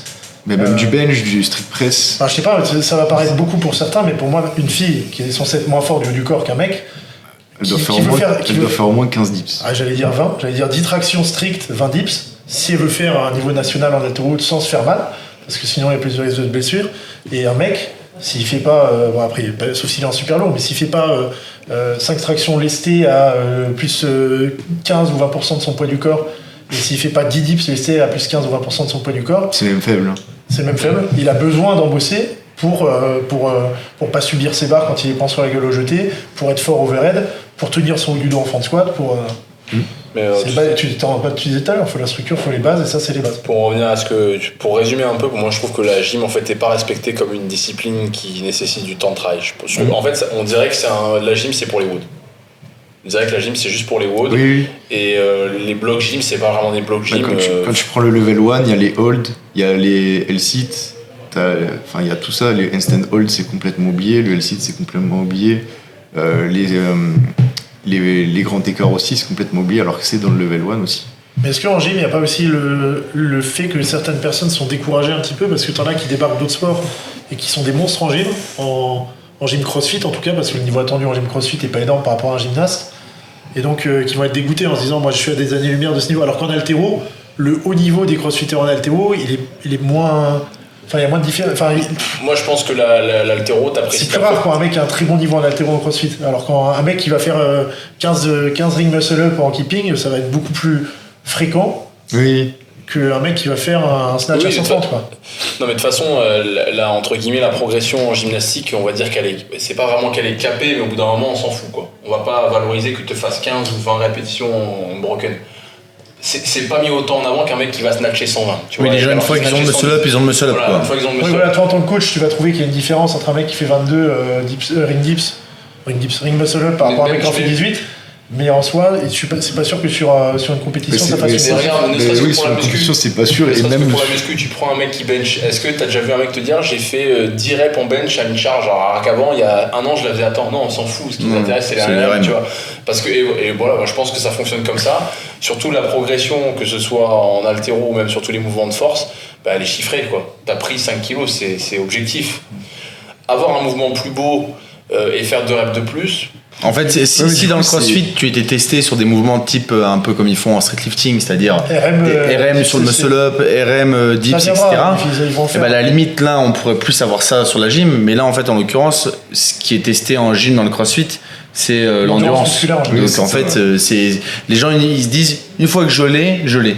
Et c'est ce que dit Romain, c'est que le mec va plus porter attention et peut-être et sûrement à tort à augmenter ses barres sur ses mouvements de force ou d'haltéro plutôt que se dire bon là mon muscle-up il est pas efficient, etc. Ça vient vraiment au second plan, quoi. Il n'y a pas cette culture de, je le vois, moi ça vraiment je pense que ça me frustre. Et surtout en plus ici je suis vraiment pas dans la bonne salle pour pas être frustré là-dessus, mais moi je vois des gens qui passent 1h30 à faire de l'haltéro. Et quand c'est la gym, en fait, ils font 2-3 conneries, ils font des pull-ups et puis machin. Et en fait, tu dois faire pareil, je suis désolé pour toi. Et il y a plein de gens aussi, et ça c'est pareil, ça c'est une histoire de prétention. Je vois beaucoup de gens, il y en a qui vont regarder ces vidéos, il y en a qui font peut-être 10 bar muscle-up unbroken, mais c'est pas pour ça que ton bar muscle-up il a pas besoin d'être retravaillé, que tu pourrais pas faire une prog de 3 mois juste sur ça. Parce qu'en fait, ça se trouve, ce qui fait que t'en fais 10 et pas 15, c'est tes placements, c'est ton timing. Un mec qui ferait des bar muscle-up comme moi. Bar muscle-up, je peux peut-être en faire 15. En l'occurrence, oui, il peut en faire 15 par contre sur une compète. Les bar muscle-up sont à chier.